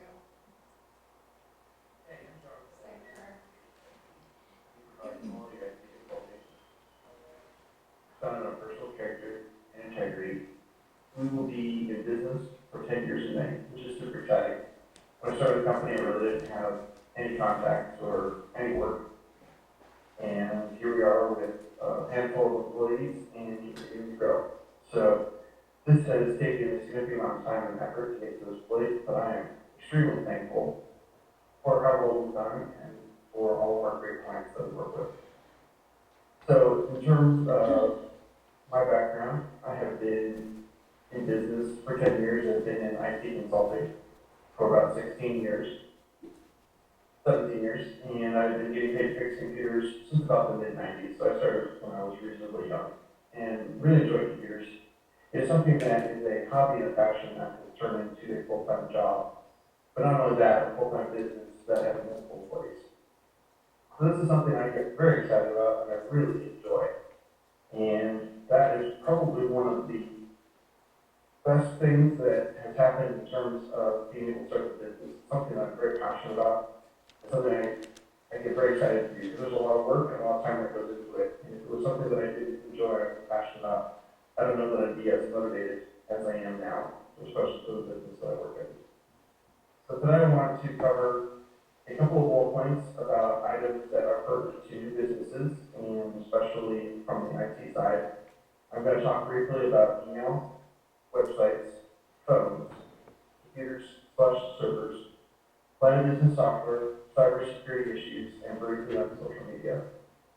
The idea is that every single one of these are major points that new businesses need to take into consideration. And as we have been working with new businesses for the past 10 years, we've seen all of these handled differently. And there are significant implications to how you set things up and how you move forward with your business. So this is just going to be a quick 1 to 2 minutes per topic. And we're always available and happy to talk about these items at length. There are other resources that we put out, such as some other presentations, material on our website, and some other videos, as well as in person or phone call to go into more detail on these items. So let's talk about your email. Email is one of the major communication methods between businesses and other businesses or businesses and individuals. It's something that is frequently first point of contact. We get a lot of people contacting us by email first. Maybe they found us on the website, maybe they found us on social media, maybe they got referred to us by a friend, and then they send us an email. So your email is something that is a quick representation of your company. And when it comes to startups, it's entirely common for the owners to use their personal email, whether it's a gmail.com or a Yahoo or a Hotmail, or I've seen instances of AOL still floating around there. And we strongly recommend, even with the new business, spending the $12 a year and buying your own branded domain. So this might be yourcompany.com, yourcompany.net. Most people start with stick with .com. There's .biz, and there's plenty of options out there if your company name is taken. My company at Aegis IT, we had to register thinkaegis.com because Aegis is a common enough name, such that Aegis.com was taken, AegisIT.com was taken. And so we put in a call to action for our domain. I'm pretty happy with it 10 years later. But what you get from that is you get the option to have branded email. And so it just looks more professional. So instead of having Bob25@hotmail.com as your company email, have your branded email that's going to look significantly better, more presentable to clients. Same thing with a website.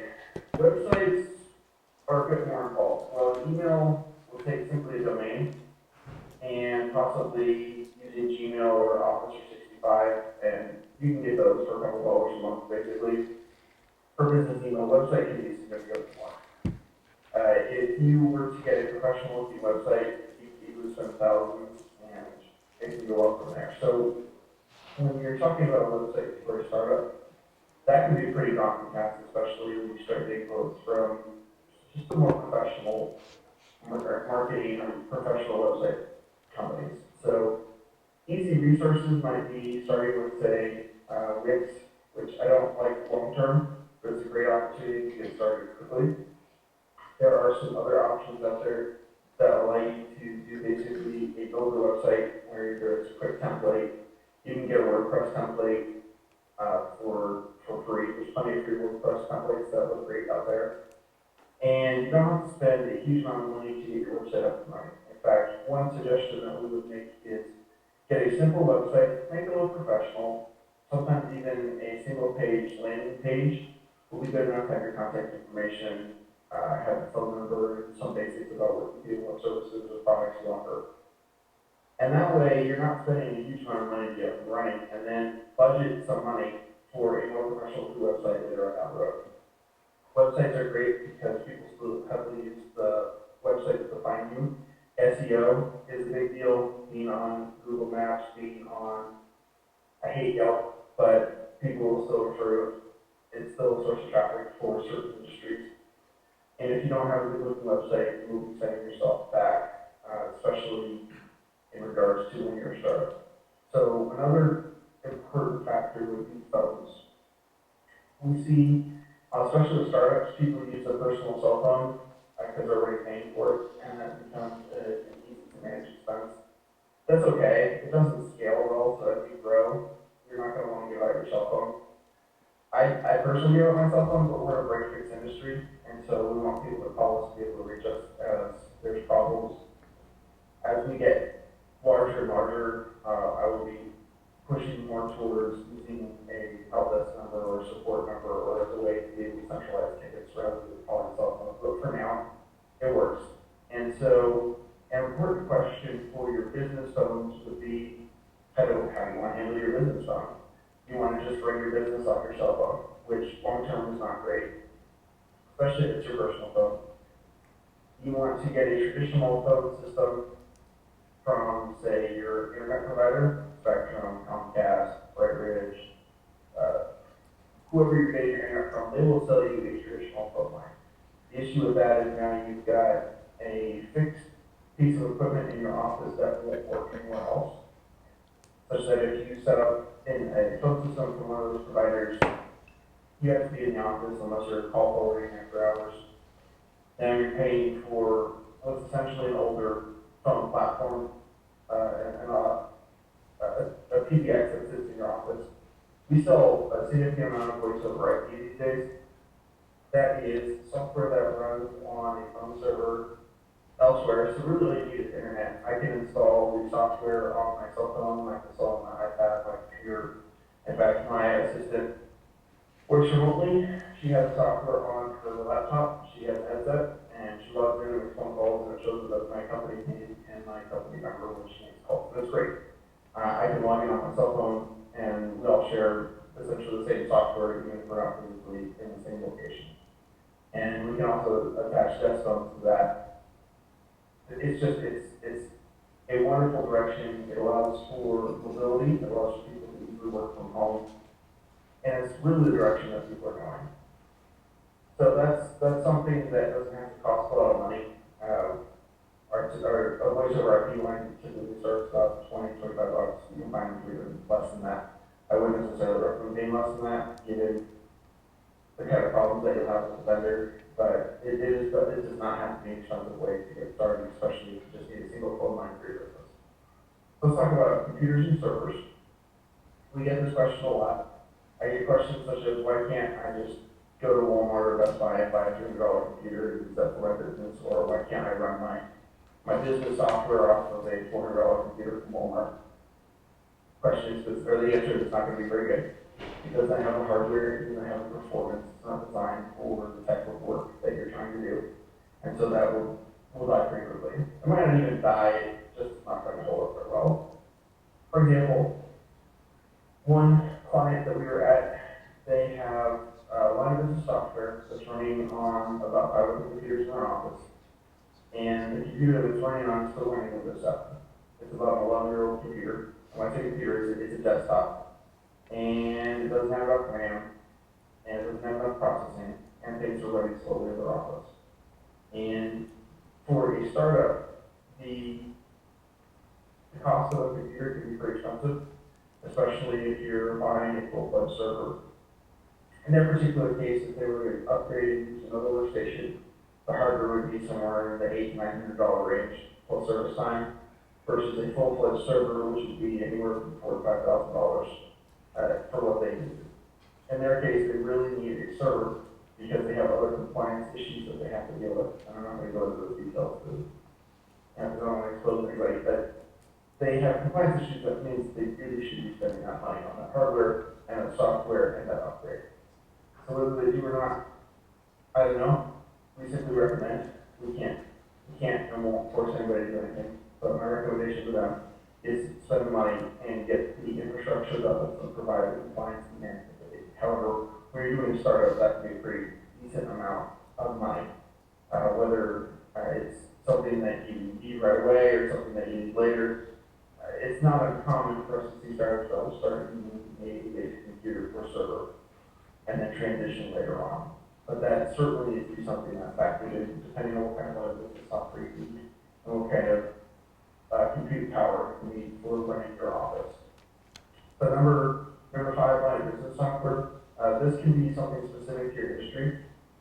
For example, we support a number of dentists, and now we're on our 3rd different dental package that we're supporting. One of our clients switched dental vendors, and so now we're able to support a 3rd different dental package. You have a specific line of business software. You have manufacturing software. You have point of sale software. If you're selling brick and mortar versus online, you have something to manage all your inventory. You have something to manage your sales. QuickBooks is probably one of the biggest pieces of software that we support. Almost all of our clients across all of our industries run QuickBooks for the business, whether it's their accountant or them in-house. So QuickBooks is a huge one of business software that we support. And that can be somewhat challenging to set up to make sure that if you need multiple people in it at the same time, or if you need, say, your accountant to access it remotely, that all factors into how we set it up and how we make it work. So it's not uncommon for the line of business software requirements to drive what kind of computers we purchase and what kind of servers we purchase. And so, for example, with our dental clients, the line of business software actually has higher requirements than what we would typically purchase. And so we have to buy better computers for our dental offices to meet the minimum hardware requirements for that dental software. Whether that's overkill or not, doesn't matter. That's what that vendor wants. And so we buy what that vendor wants. And in that case, that line of business software is what's dictating and driving that hardware purchase.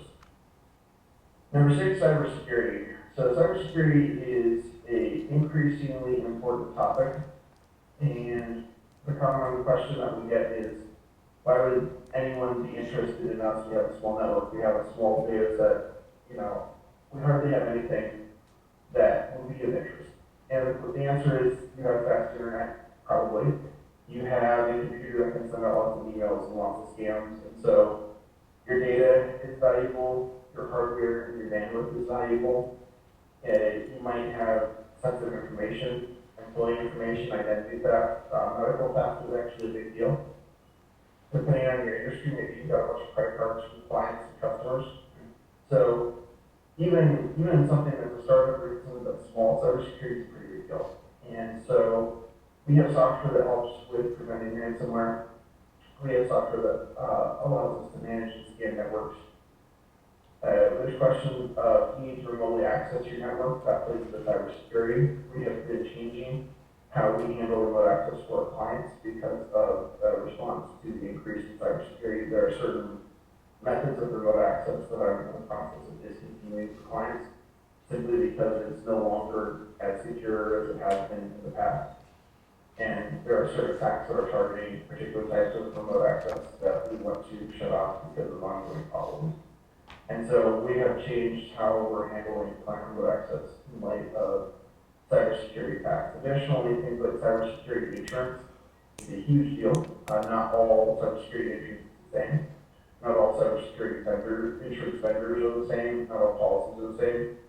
And we have resources that we recommend for how to properly handle or how to better handle cybersecurity insurance. And along with those insurance policies come extensive questionnaires about your network. That's also something that we help companies deal with in terms of answering that and helping them get to maximum compliance for those policies. And finally, social media. Social media exists. Hopefully you are familiar and aware that it exists. Different demographics will be on different platforms at this point, Facebook versus Instagram versus Pinterest, even Reddit, a huge online social media platform. And so with a startup, that can be a significant boost of new customers depending on what type of business you're in. Getting your friends and your family to help you get the business started can be extremely helpful. Just know that it exists. You'll want to do your research to figure out what the best platform is to spend your time and effort marketing on. Whether it's worth spending money on, I've seen the numbers.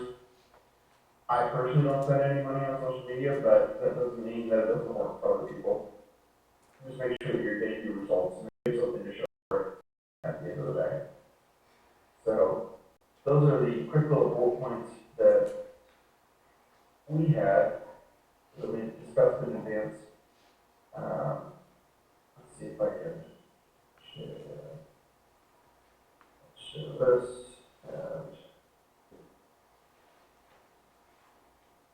Typically what we say is, if you have any questions, this is my email, website, LinkedIn, phone number. We spend a significant amount of time replying to people. We love questions, especially when it comes to startups. We have a lot of startups, and I've been a startup myself. Thank you.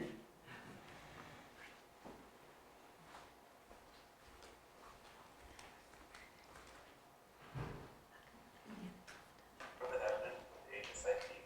We provide quality IT consulting and solutions. Hey, I'm Jonathan Evans, Agent Safety. He just wants to keep talking. Okay, there we go. Hang on. There we go, there we go. Let me get her back up. I hope Jonathan was able to give you some tips that you desperately need when you're dealing with your business and going forward, and that you can use. But first of all, have you learned anything so far? Because if not, I'm just going to load up and go home. Seriously, I hope that, honestly, I hope you're overwhelmed by the time we finish, because it demonstrates that there's a ton of resources, but most importantly, there's a ton of help out there that I want to even share with more resources that are available to you.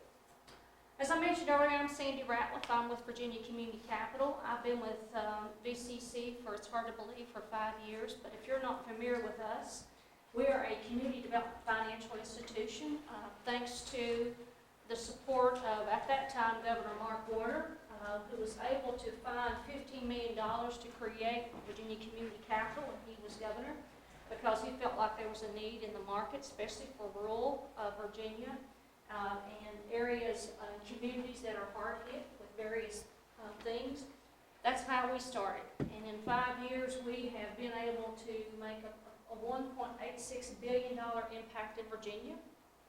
And one of the things that I am extremely happy with is that they are so committed to Southwest Virginia that we have now 3 full-time and 1 part-time person in Southwest Virginia now to help businesses not only get started, but we are a lender, and we have access, sort of like what Shane does. We get grants. We also have foundations that donate to Virginia Community Capital that helps us put programs together to help communities and make lending decisions. But we also do investment. We have, we're the only nonprofit but have a for-profit bank. There's only 9 in the nation like us, and it makes us pretty unique.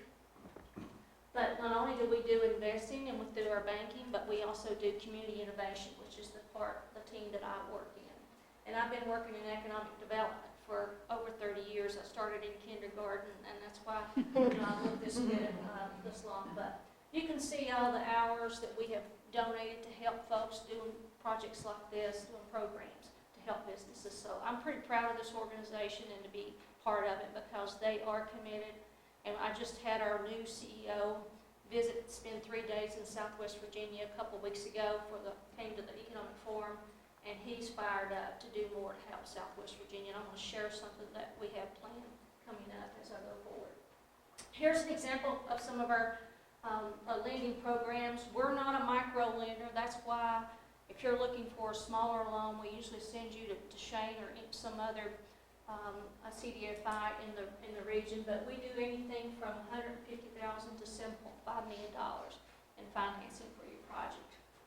We can do debt refinancing, equipment purchasing, just whatever your needs are. We are also an SBA lender in Virginia, which is kind of cool, so that we can offer some financing options that perhaps you cannot go to your local bank to get. And we're not a competitor for a bank. We can't compete with them.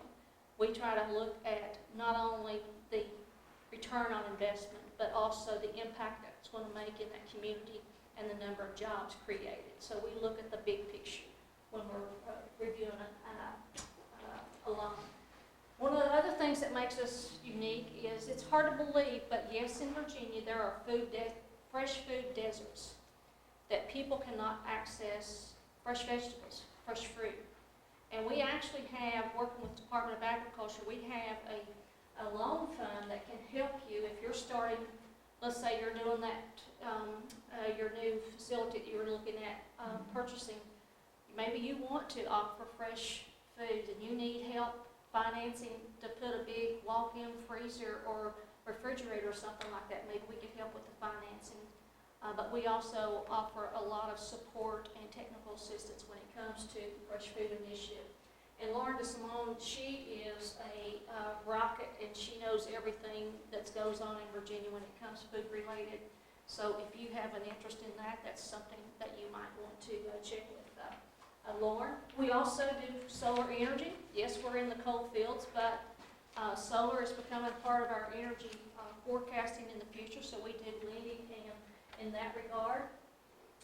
And we also do have a loan fund and can help women-owned and minority-owned businesses through our economic equity fund. And speaking of that, I was able to get a grant in addition to this recently and was able to help some of the business challenges in the region. But we are looking at doing the first regional pitch contest. And you all heard of the casino coming to town, right? Mm-hmm. Well, the casino needs small business owners like you all to help them get going and to support through. It's like having a mini city. They're looking for vendors, people that can supply items, people that can do. You can go on their website, the Hard Rock Bristol Casino, and it'll give you a list of the type of vendors they're looking for. It could be anything from if you do upholstery repair to my friend Karen Hester at the Southern Church. She's doing all the fudge for the new hotel. It's also doing one of the casinos in Florida. They are looking for shuttle services to and from the airport to the casino. You name it, and they're looking for it.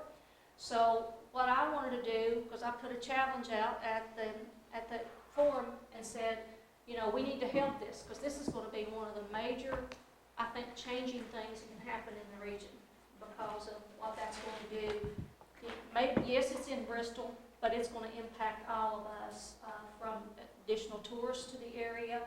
You know, there's people that can go to work there. She's got dealers in training now that they can start out making over $40,000 a year.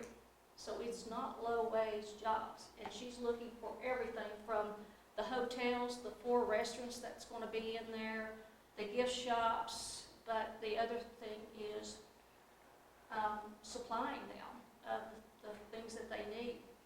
So we're going to do, working with my friend Carl Knoblich with the Small Business Administration, we're going to have the first regional pitch contest for Southwest Virginia in the fall, and it's going to be focused on helping women-owned and or minority-owned businesses that are looking at supporting and selling to the Hard Rock Cafe that gives you an up. So we would have 5 $10,000 awards, and we're working on all the content or all of the specifics now. But this is an opportunity to help support that, but also help some businesses. Primarily, probably would be existing business owners. You know, you still got, it'll be a year before they fully, or is it 24? They're just opening the. That's next week. It was a month. It's a month. Yeah. Yesterday, I think, is when the casino, the abbreviated. Yeah, and then they'll do an casino opens up. abbreviated performance. I think it's Yeah.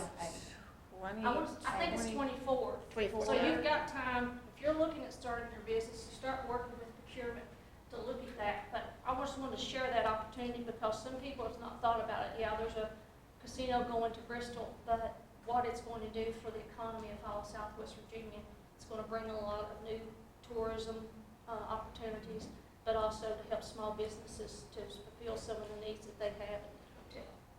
And it's going to bring in more opportunities in Southwest Virginia. Can I say one thing about that I Yes. don't know if everyone realizes? So one thing different about the casino in Bristol was Jim McLaughlin, who's behind it, the legislation, he wanted to make sure the counties in the VDOT footprint, the Bristol VDOT footprint, get a part of that. So they are getting a portion of that will go back to each locality, and it's looking to probably be at least $1 million a year. So that's different than thinking about the casinos in the Commonwealth. So I think it's Dickenson, Buchanan, Tazewell, West, and down. I think it's that footprint over will each get some of the gaming tax revenue. So They have already had one trying to get their commission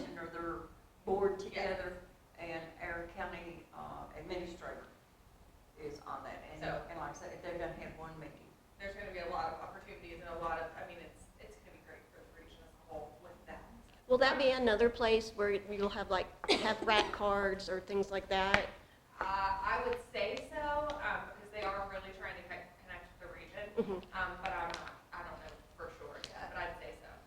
They did come, I met with Lindsay, who's not working there anymore, but they are going to visit the counties, and we send them all of our information, like, Yeah, Mark you DeLeo know, all the is places to marketing, visit, yeah. and they're gonna try to, you know, promote that and send people out that's not gonna just sit there and Right. gamble, so, yeah, so they're working on that, yeah. Which, you know, another thing is lodging opportunities. Not everybody wants to stay at the Hard Rock, so if you've got a property, a house or something Airbnb. vacant, that's right. You can look at setting up an Airbnb, so don't think of it just Bristol. This is going to impact all of us. And hats off to Jim LaBeouf to make sure the whole region, all the communities in Southwest Virginia get from it. We also do real estate lending. We do a lot of affordable housing, which is another thing. If you know somebody that's a developer or contractor and they want to do some projects that housing for all the people that are wanting to move in. Ali Rodriguez, who is the president of the Hard Rock Bristol, said that it's been amazing how many people from other resorts that's owned by the Hard Rock wants to come to Bristol. They want out of the big cities. Some of them's at resorts, but they want to come and have a family lifestyle. And for a simpler way of life to get out of the city. So that's another opportunity. But we do that, and also multi-family facilities. For example, you might, on your store, you are looking at growing it, and you want to put an apartment at the top. That would be multi-use facility, something that we look at as well. One of the things that we do is a lot of training for small businesses. That's something that I do a whole lot of. If you're looking for like a little refresher on, we just finished up a whole four sessions on QuickBooks, from the start to all the ways to invoice, to keep up with everything. We just finished that, but all of that we do is on YouTube. All you have to do is go to YouTube and look up New Knowledge, and you will find all of those.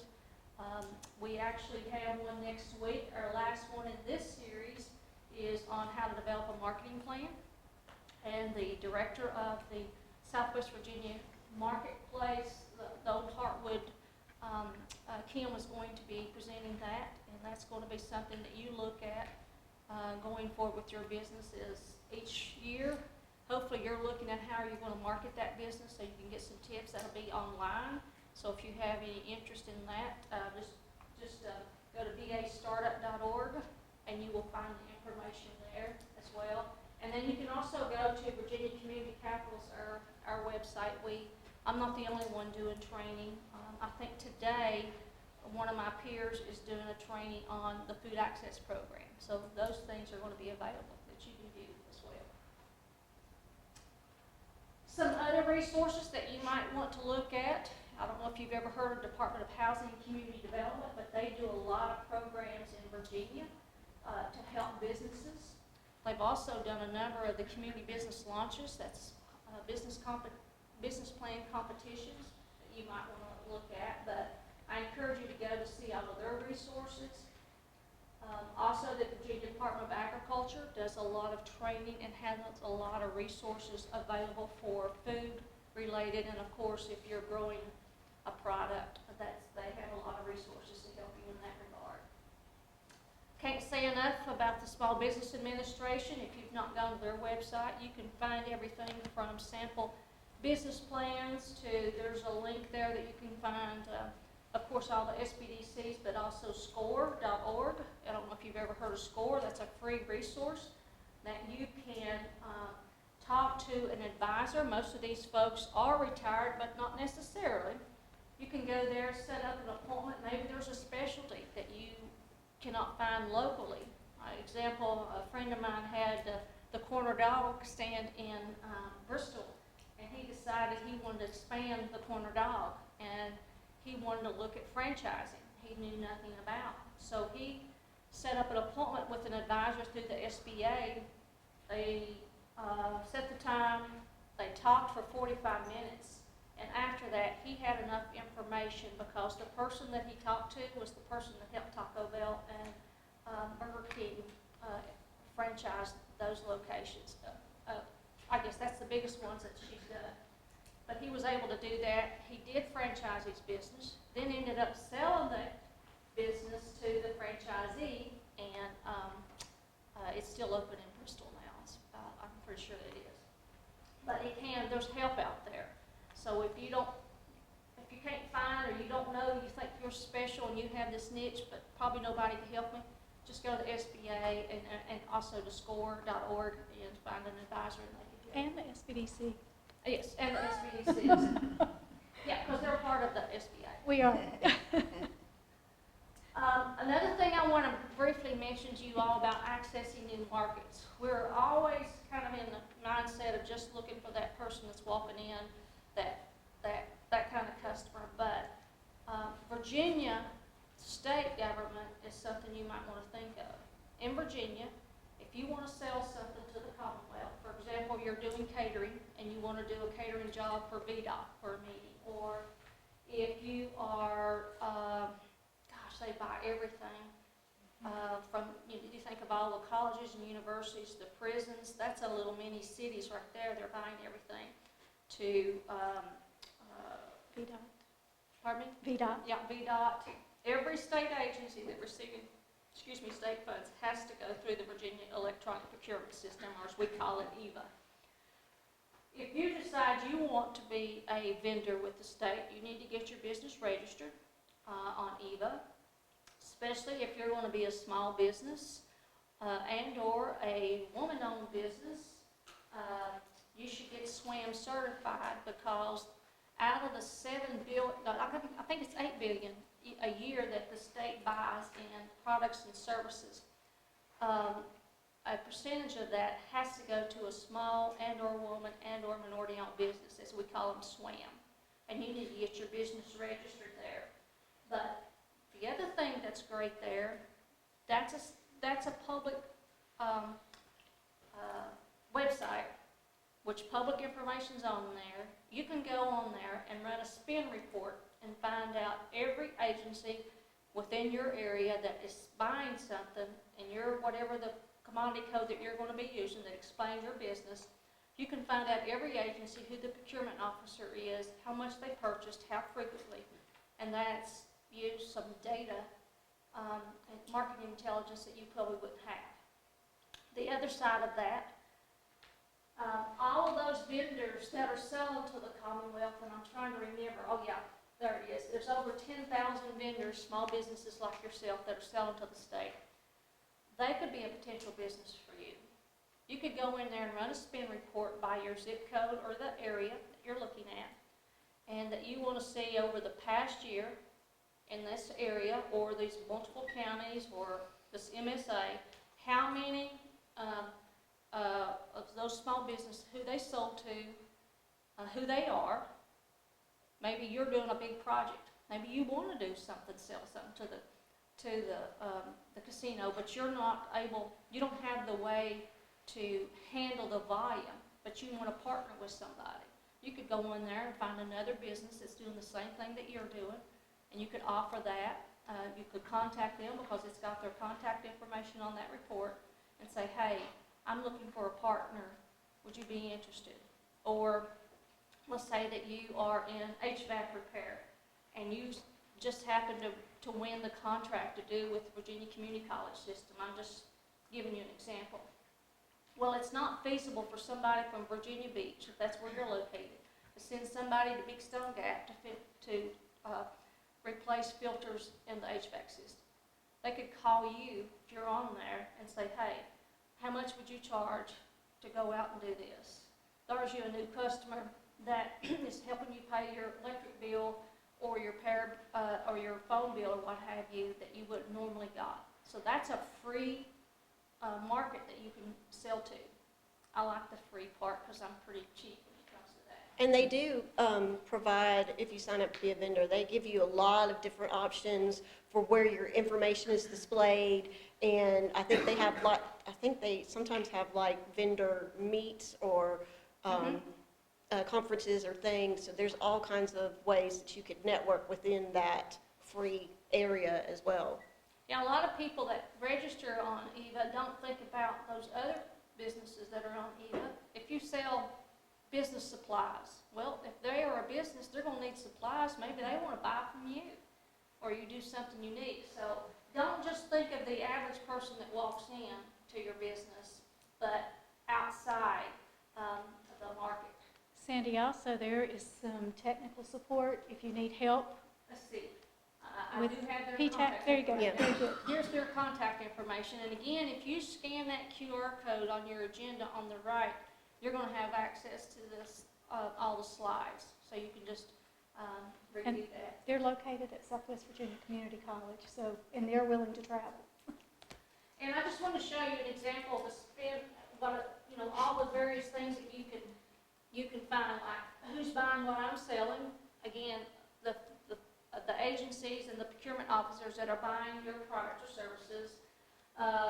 If you want to get an idea, is it worth me to sign up on that? You could run a commodity spin report at a glance and just see, hey, if they're doing, $5 million a year in that, I'd like to get a piece of that action. But if they're only doing a couple thousand, maybe I don't want to go through all the headache of getting registered. I don't want to say headache, I don't want to turn you off. No, it's really easy.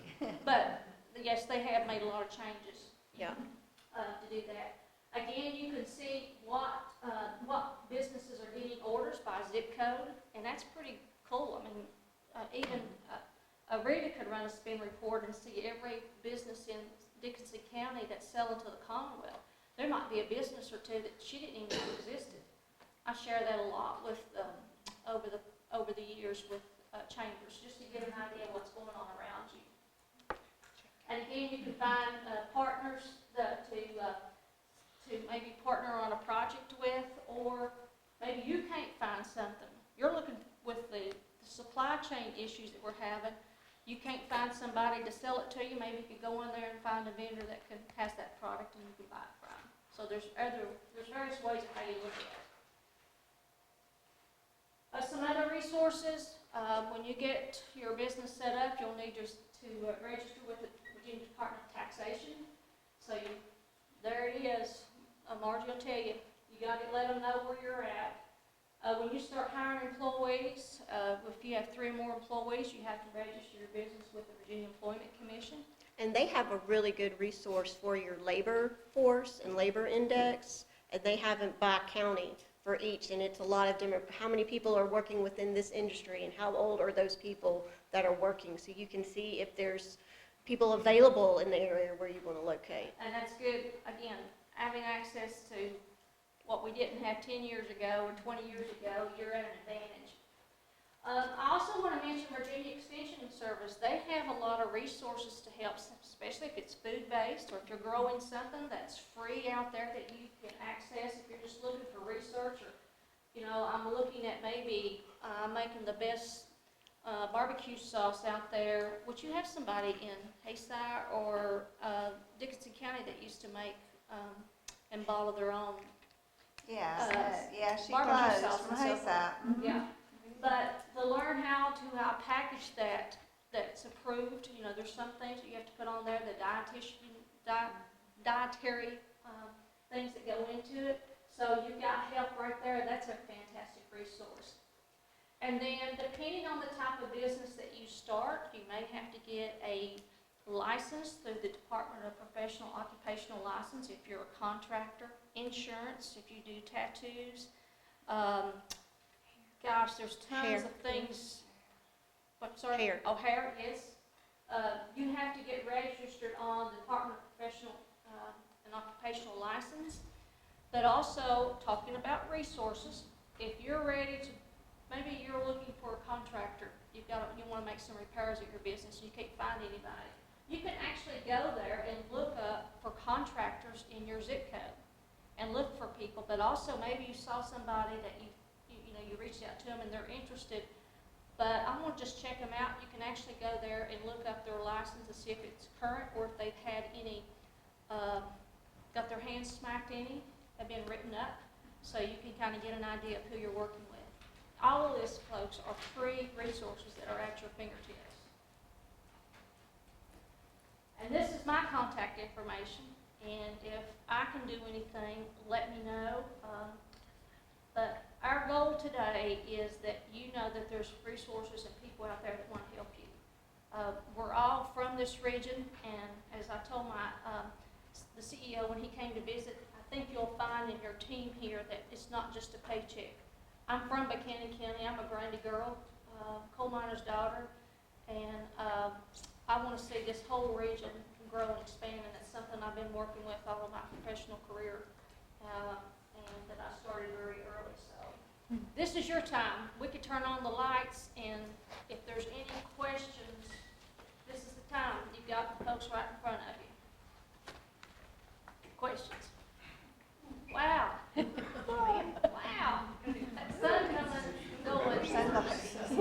So based on what you were looking at starting or growing, did you uncover a resource you didn't know about that you think you're going to be able to use? Because I don't want to have to get up that early this morning if we didn't help you. I do have a question, and I know this area is really focusing on tourism right now because I've lived here all my life. I know our roads aren't the best, and tourism is probably our best bet. But, like, the business I want to put in, can I technically say that it's for tourism? Because they have to have gasoline for their cars, they have to be fed, they have to. Yes. Could I get grants for tourism like that way? I think, like, our marketing grants, I think as long as there's some sort of tourism aspect, so whether you're selling, you know, I don't know what exactly you're gonna have, but make sure you have some sort of kind of tourism focus. And I mean, you could always be a partner with Rita on an application. Yeah, that's the thing I like that VTC does with the promoting the, Auxiliary. Yeah, There's that- auxiliary services. yeah, and that, I know that, was it the one, I think maybe with COVID, where you had the wheel and spoke? Yes, we do, it's called a hub and spoke. Hub and spoke, I yes. talked a lot about it yesterday, so. We use a kind of a method called a hub and spoke. So you have a center point and then you have spokes that point out. So, there's a primary reason people are coming, and then you have different spokes of what they're gonna do. And it's an easy way to kind of work and build itineraries, but we still use that in a lot of our grants, the hub and spoke method, so. Yeah. Is there anything, I'm videoing this too, so I'm wearing several hats today. But at least I can have hair now too, I didn't used to, this time last year I didn't have any. But is anybody want to discuss their project and get some input or ideas from us? Well, mine is all still up in the air. I'm taking, still in the progress of a personal loan to purchase this lot of land. Used to be, years ago, when I was growing up, a convenience deli store with a gas station. I'd sort of like to see it get back to that, because that's what people seem to enjoy. But I also want to add in a lot of, not tourism things, but local things. I'm gonna have to find out a lot of. Are you talking about crafted or? Like, There you go. Yeah, your consignment for local artists. Yeah. Their garden vegetables, I'd like to set it up so that in the summertime, if they wanna bring those by, maybe me get a percentage of letting them sell their stuff there. I just don't know that. So like a general store, like the old-fashioned general store. Sort of, yes. Yeah. Deli. Well, first of all, I'm on the Round the Mountain Board, and that is the artisan that helps artisans all throughout Southwest Virginia, all the way to Franklin County, to Southern Virginia. You can just contact the Round the Mountain, and they can help you identify if there's certain types of crafts or items that you want to sell, whether that be woodworking, whether it be a quilt, help me. Pottery, yeah. Round the Mountain, they'll have like a list of where these artisans are located. So if you want to focus really on like Dickenson or Buchanan, they can give you a list of artisans that are in that area. See if they want to use my facility. Okay. And we're the rivers and, let's see, rivers and ridges, is that what ours was? We did it so long ago that trail I think with it is. ours, and I was on around the mountain board for a long time, and we developed the trails through all the counties, and we partnered with Buchanan County on ours, so. And don't forget, you know, if you're somewhere where people are going to, part of the Crooked Road Heritage Trail, that they're coming, like if you were in, I would say if you were in Gate City or something, I'd be selling that going to the Carter Fold is to try to grab those folks that are going there on the weekends. I mean, there's a lot of stuff, a lot of opportunities in that regard. That's why I keep hitting, think outside the box, because when you start thinking and you're hearing about some of these other organizations and so forth, there may be a whole audience that you never thought of, and you could create your own niche. You said Klitschko, right? Yes, Yeah. Okay. We're on the Coal Heritage Trail, which comes through Klitschko, and you know how much history on the coal and the railroad is, especially in Klitschko. Yeah. So Dennis Reedy had that museum, we used to take people down there all the time, you were with us, I think. And so if you could maybe do a space with some of that, you know, do something too. So you could be on that trail and come back through Klitschko. I used to have a pawn shop, and they love to come in and look for that type of old Railroaders and coal miners are both. old miner buckets and, just anything that was antique, that type of stuff. That we consider as junk, but anyways. Yeah. Somebody else's Yeah, they treasure, look at Yeah. somebody else's, gosh, treasure. Somebody else's trash is somebody else's No, treasure. but I had something else I was going to mention too. Not only, I mentioned earlier lodging. You know, we've got all these tourists coming in the area, and if you do have property, or you know somebody's got property, that maybe they're just sitting there and they're paying taxes and they're not gaining anything, you know, Airbnb is a great option to make a little extra money. It takes some work, because you gotta clean up after them, unless you've got it set up to where you can hire somebody to clean it up. But you can make some good money. I know somebody in this room that started an Airbnb, and tell them where some of the places are people coming. Started back. I had a lodging business actually for 16 years, Misty Mountain Cottage in Clintwood. So I closed it like when my friends moved in for a couple of years, and then I thought, what am I going to do with that? So we got to talking, and Sandy and all that. So I set it back up as Airbnb and VRBO. And right now, this past week, I've had people from Florida. Right now, I've got people from North Carolina in it, and tomorrow I've got people from Kentucky coming. So I'm seeing people traveling all over, coming to stay there. So I encourage, and if I can help anybody or whatever, you know, to look into that, it's really good. I mean, they pay the tax. I mean, Airbnb, they send in my tax, and you know, they take care of everything. The money goes through them. Puts it in my account, and they take a percentage. And of course, I'm doing the cleaning though. That's the problem. Yeah, and I've got Do you workshops. still have that present? Yeah. Yeah, I do And that was workshops. good. I just She did, sent me that. there's a couple up on YouTube, how to Airbnb. And, you know, if that's something you'd like to do here, it's a great opportunity, because you're not going to get Hampton Inn to put a hotel in Klitschko. But if it's going to help folks, you know, but again, I just keep talking about the casino. Maybe they want to come, but they don't want to stay at the casino, you know, and they're looking for an alternate way. I know I have a friend, Eva Belay, that had Adventure Mendoza, and now she had a kayaking off the. I went. That was an awesome enterprise. Yeah, but she was in Mendota, but she turned in she had space over top of her garage and turned that into an Airbnb. And she is kind of like you hardly ever have any empty space. She has people coming that want to finish their book and they want it quiet. Well, in Mendota, you get plenty of quiet other than the dog barking at the UPS truck. I was going to say, one of the things I tell our clients for marketing is Google the Airbnbs in your area and contact the owners. Can you put a brochure there? Do you have something that somebody could do on a rainy day if they can't be outside? Do you have a restaurant? Maybe you make it sweet for them and say, I'll advertise something for you, or I'll give you a discount for, you know, however you send. But that's another place. Like if you're printing up the rat cards and things and taking advantage of that, this is another place for you to have your stuff to a captive audience. And think of like unique too. So Hayside has a caboose. I don't know if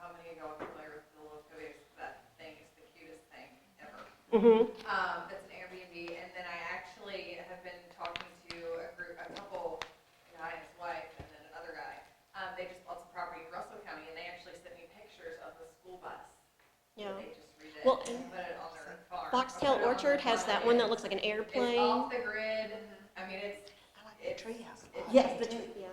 So there is so much opportunities in Southwest Virginia, and it's time, as I stood up and showed myself, because that was my first big You did good. But we have this opportunity, and it's time for Southwest Virginians, I'm one of them, to quit your complaining. The opportunities are here, it's now for us to grab at it. And the early bird catches the worm in a lot of cases. And if you think, well, what kind of opportunities I want to do this?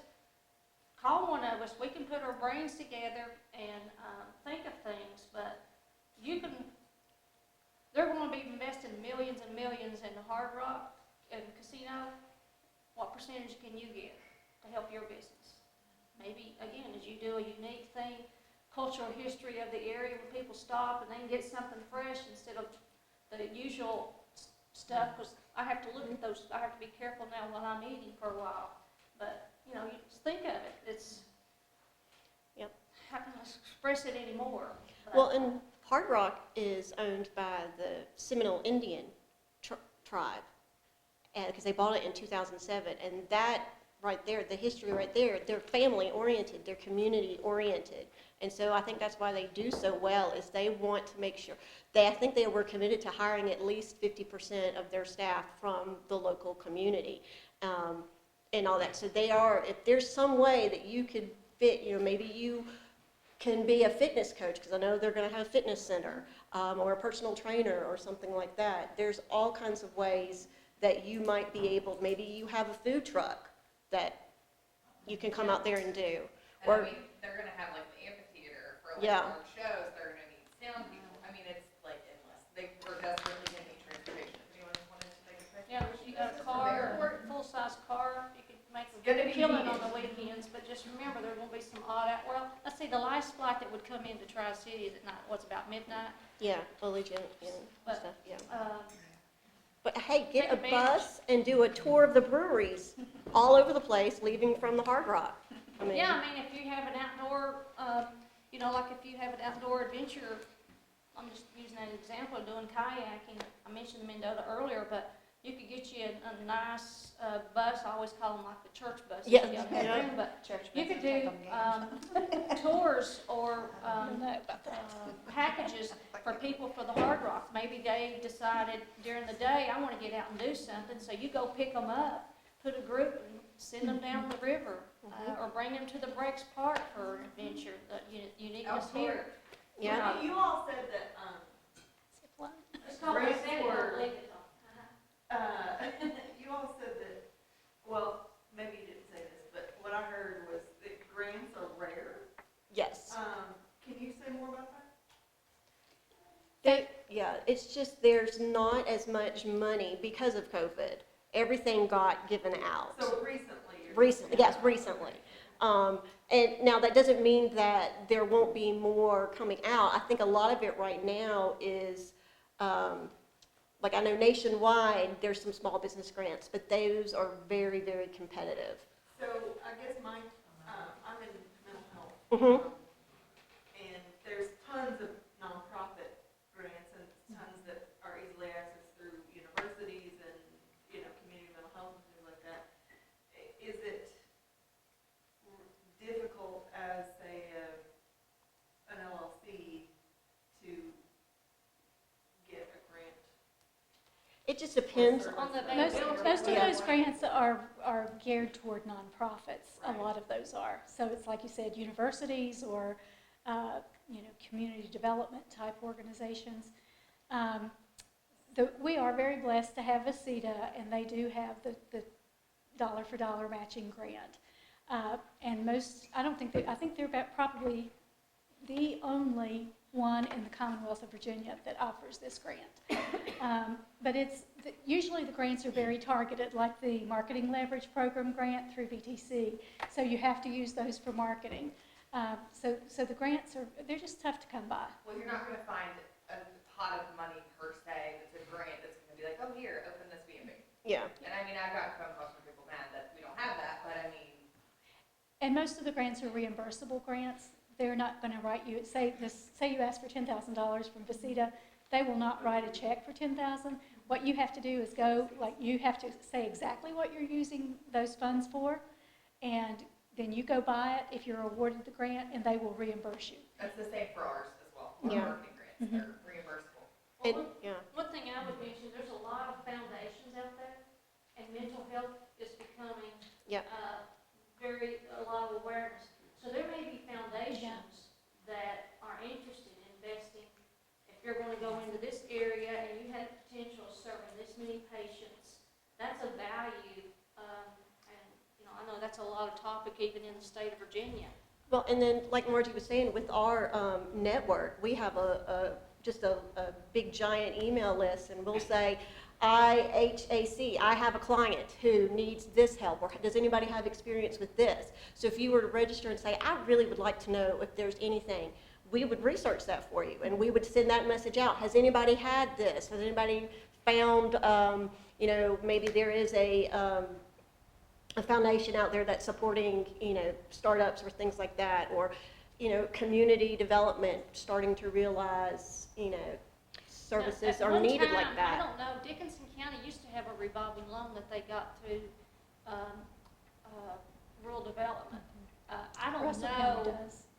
I'm not sure about that. We used to have that Flexi grant program that we did a lot of community stuff, but that was just a program that we. Yeah, I remember they used to have But revolving the loan. revolving, yeah, I was trying to think about that. One of the things that you really do need to check with one of the organizations is your Industrial Development That's Authority. going to be my next thing. Yeah, because they are responsible for, bringing new industry and business into your area.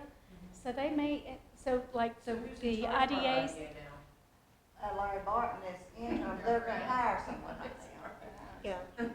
Because I contacted them and I mean, Was that recently? yeah, talked to Larry Martin. Oh, okay. Yeah.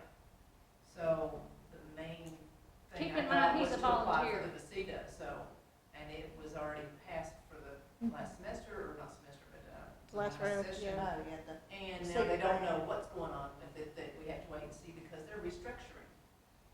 yeah. That's what I was told. I was sort of counting on that.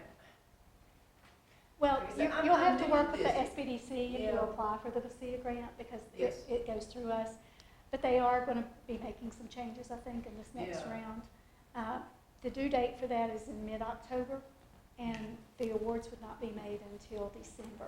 So that's, there's a lag Yeah. time there, which it creates a little bit of an issue. But again, they're the only grant in town. They're the only one in the Commonwealth. And keep in mind, they're funded through coal and gas severance, so if the production of coal goes down, then that means they're not getting the receipts that they normally used to do in the good times, so we all have to. Well, The grants are It might not have hurt to become talk very to good. UCD too, if you're like Mhm. rehabbing or Yeah. something. That's what I was going to think, yeah. So I Yeah, don't did you know. hear her? I said it might not hurt to talk with THCD if you need a contact there, one of us can help you. The Department of Housing and Community Development. yeah. If you're rehabbing a building, or there may be some sort of funding that they have there, because they have IRS. I don't know if it will qualify, I don't know if it's big enough for Because IRS. There's money for another IRS. way, and I don't care to sort of fib or not smudge, but,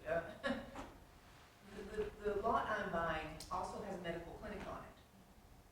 That building also needs to be redone, revamped. A lot of work needs to be done on it. It's not been done in the past few years, not saying that it shouldn't have been, it should have, but whatever. Can I get something to help me, because that is a clinic, to get that building back up to par? Are you in Dickenson County? Yeah, Okay. Is that, I'm buying the entire is there a lot. Virginia Enterprise Zone there? I think so, yeah. If there's a Virginia Enterprise Zone there, which is a program through DHCD, Uh-huh. if you are rehabbing property, I think the threshold is at least 100,000. Anything over 100,000 to rehab, you may qualify for a real property investment grant. Okay. And then the businesses that are there could qualify for a job creation grant. They have two separate grants. But you do have to be in a Virginia Enterprise Zone, and I'm not sure,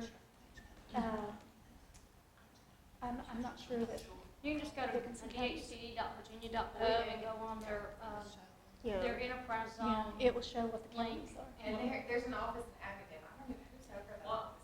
Joy's not there. I don't know. Joy's, I don't, Joey's Joy's on only there, one. yeah. Oh, no, from the town council, We'll or get you. Oh, city council. yeah. Bill Hartley. Bristol, Bill Bill Hartley. Hartley. He's on the- we're we're talking on to the him chemo Sunday, board. yeah. But now I need money The to. Bristol. I'll get the registration list and I'll figure out who to, I'll send you somebody. Are they staying in the clinic? Yeah. And they're rewritten from you? Yeah. Okay. Also a beauty salon. Oh, you're gonna have. So that's That's a keeping, lot of money. So do you know how much, I mean, I'm not asking you to No. say, but do you know how much you're gonna need? That would be one of the No, first things. Because I'm still in the process of Yeah. getting that loan and stuff, and they're saying that they will come in and check everything Yeah. before I get the loan. So you really actually. need to start thinking about a business plan and just start figuring out the who, what, when, where, why, and how. and you need to do it overnight. You need to start doing your research.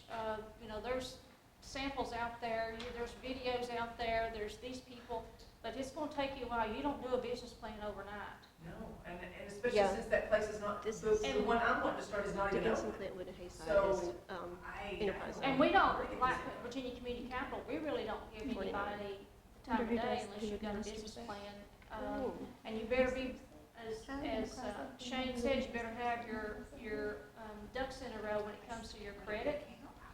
And if you've got credit issues, you better have documentation of what caused that, I'd say. Well, as far He's as kinda like that me. part, I'm good, I mean, as far as. Yeah. Dickenson, Clintwood, Hayside. But all of that, how much it's gonna take, how many jobs, and that would include how many jobs you're gonna be able to It's the retain whole at that thing. clinic, and those, if they're gonna stay there, are you gonna put them, how long of a lease do you give?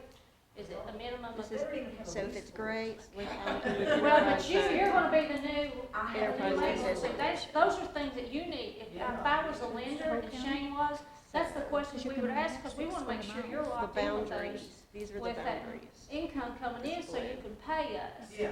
So you need to I'm not start sure where even Klitschko talking to is. somebody else that's got Does that property go and out say, how further? do you structure your leases? I think we even have on our new knowledge, we had a realtor do a workshop one time on leasing and so forth, and you need to think from an insurance standpoint too. Now, you're gonna be the new owner, is how much insurance, and whoever the agent had it before, are they taking it over, or are you gonna bring yours in? And, as I say, you got a lot of planning to do, but and numbers, but don't expect it overnight. Yeah. We know that it's already been a work in progress for a while. Yeah. But that lease part is pretty important, whoever you're talking to, I would think, as a lender. Have you got those locked in? I mean, I don't know, you don't have one Let me now. see. What was you looking at, a year, 3 years, 5-year minimum? They've been there since the place began. You would probably, yes, in fact, you would probably want to talk to a lawyer at some point in time Here. to make sure your lease is what Enterprise it needs to be. Okay. And somebody that's not just a tax attorney, but also somebody that has experience with property management and leasing. And they talk about these This LLC breaks. licenses and stuff. Who do I need to talk about to those? The lawyer can help you with that too. Lawyer can help me with that. Okay. Yeah. That's the State Corporation Commission, that would be registering your business, that's what you're gonna do at LLC, which is what I would suggest, because that helps protect your personal assets if something I think it's goes actually wrong. red. And that's something you need to decide. As I'm well. not a lawyer, and I don't play one on TV, but it's your money. And again, like nailing down your insurance, even nailing down what they've been paying, She can only have 6 is the lease gonna include utilities? No, but I think. Because if it is, you're gonna have to figure out what they've been paying, same way with gas, water. If they're paying all those, each tenant separate, you need to, but you have to spell out, because one thing you know, when you deal with the public, if you don't have it spelled out, Yeah. they got you. Well, and just remember, she said job creation and job retention, so keep that in mind. Yes, That is as very you're big talking. with the new administration, and I don't know what kind of funding programs will be. Yeah, be sure you write down job creation and job retention. Hey, anything else? I know Margie's got a survey, thank you. Survey she wants you to complete, but you've got all of our contact information. We've done what we can, now the ball's in your court. You know, help is there, so thanks for coming and getting up on this Thursday. So So the one thing about the enterprise zone, it is in Dickenson County, but I'm not sure, I think it's a 6 square mile range. So the IDA is the one that administers that. You would need to contact Larry and just see if your property is located in an enterprise zone.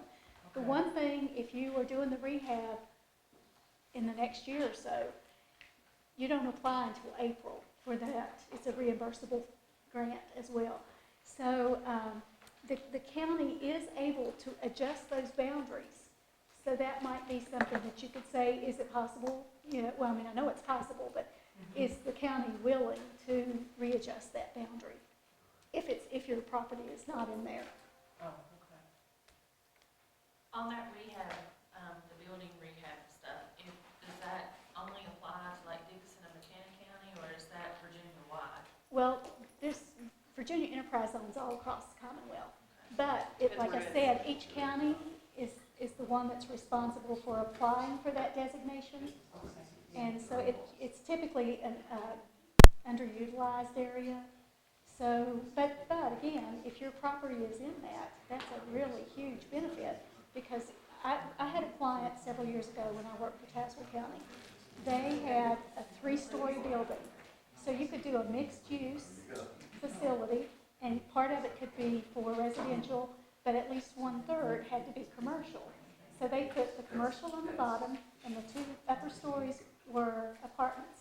The guy really, I mean, he really got a very nice grant back from that. So it offsets a lot of that rehab cost. Now, if it's a new facility that you were building, I think the threshold's like $500,000 that you have to start at. But if it's rehab, if I'm not mistaken, unless they've just changed it, you have to have it invested at least $100,000. And then anything over that, you know, of course they have a cap on it. But just go to the DHCD website and look up Virginia Enterprise Zone. They've got- There's a lot of information there. Yeah, and Dickinson, Wise, and Tazewell counties are the ones in this area that have enterprise zones. For Canada? No. They're very they're labor intensive to get those designations, and they're very competitive across the state. Yeah, and same with hub zones. Those are going away. Ask about McKenna County. The other thing is that if those zones aren't used, because there's like a 10-year designation or 20-year designation. They go away. Like there's a 10-year with a 10-year option to reapply. But if they aren't used, then you're going to lose that designation. So it's beneficial for the business, but it's also beneficial for the community, because that's a great marketing tool. Okay, folks, the ball's in your court. You got to know how to contact us. And if you want to be kept up on the pitch contest that we're going to be doing for the Hard Rock for women and minority owned, send me an email, or we'll make sure I have your contact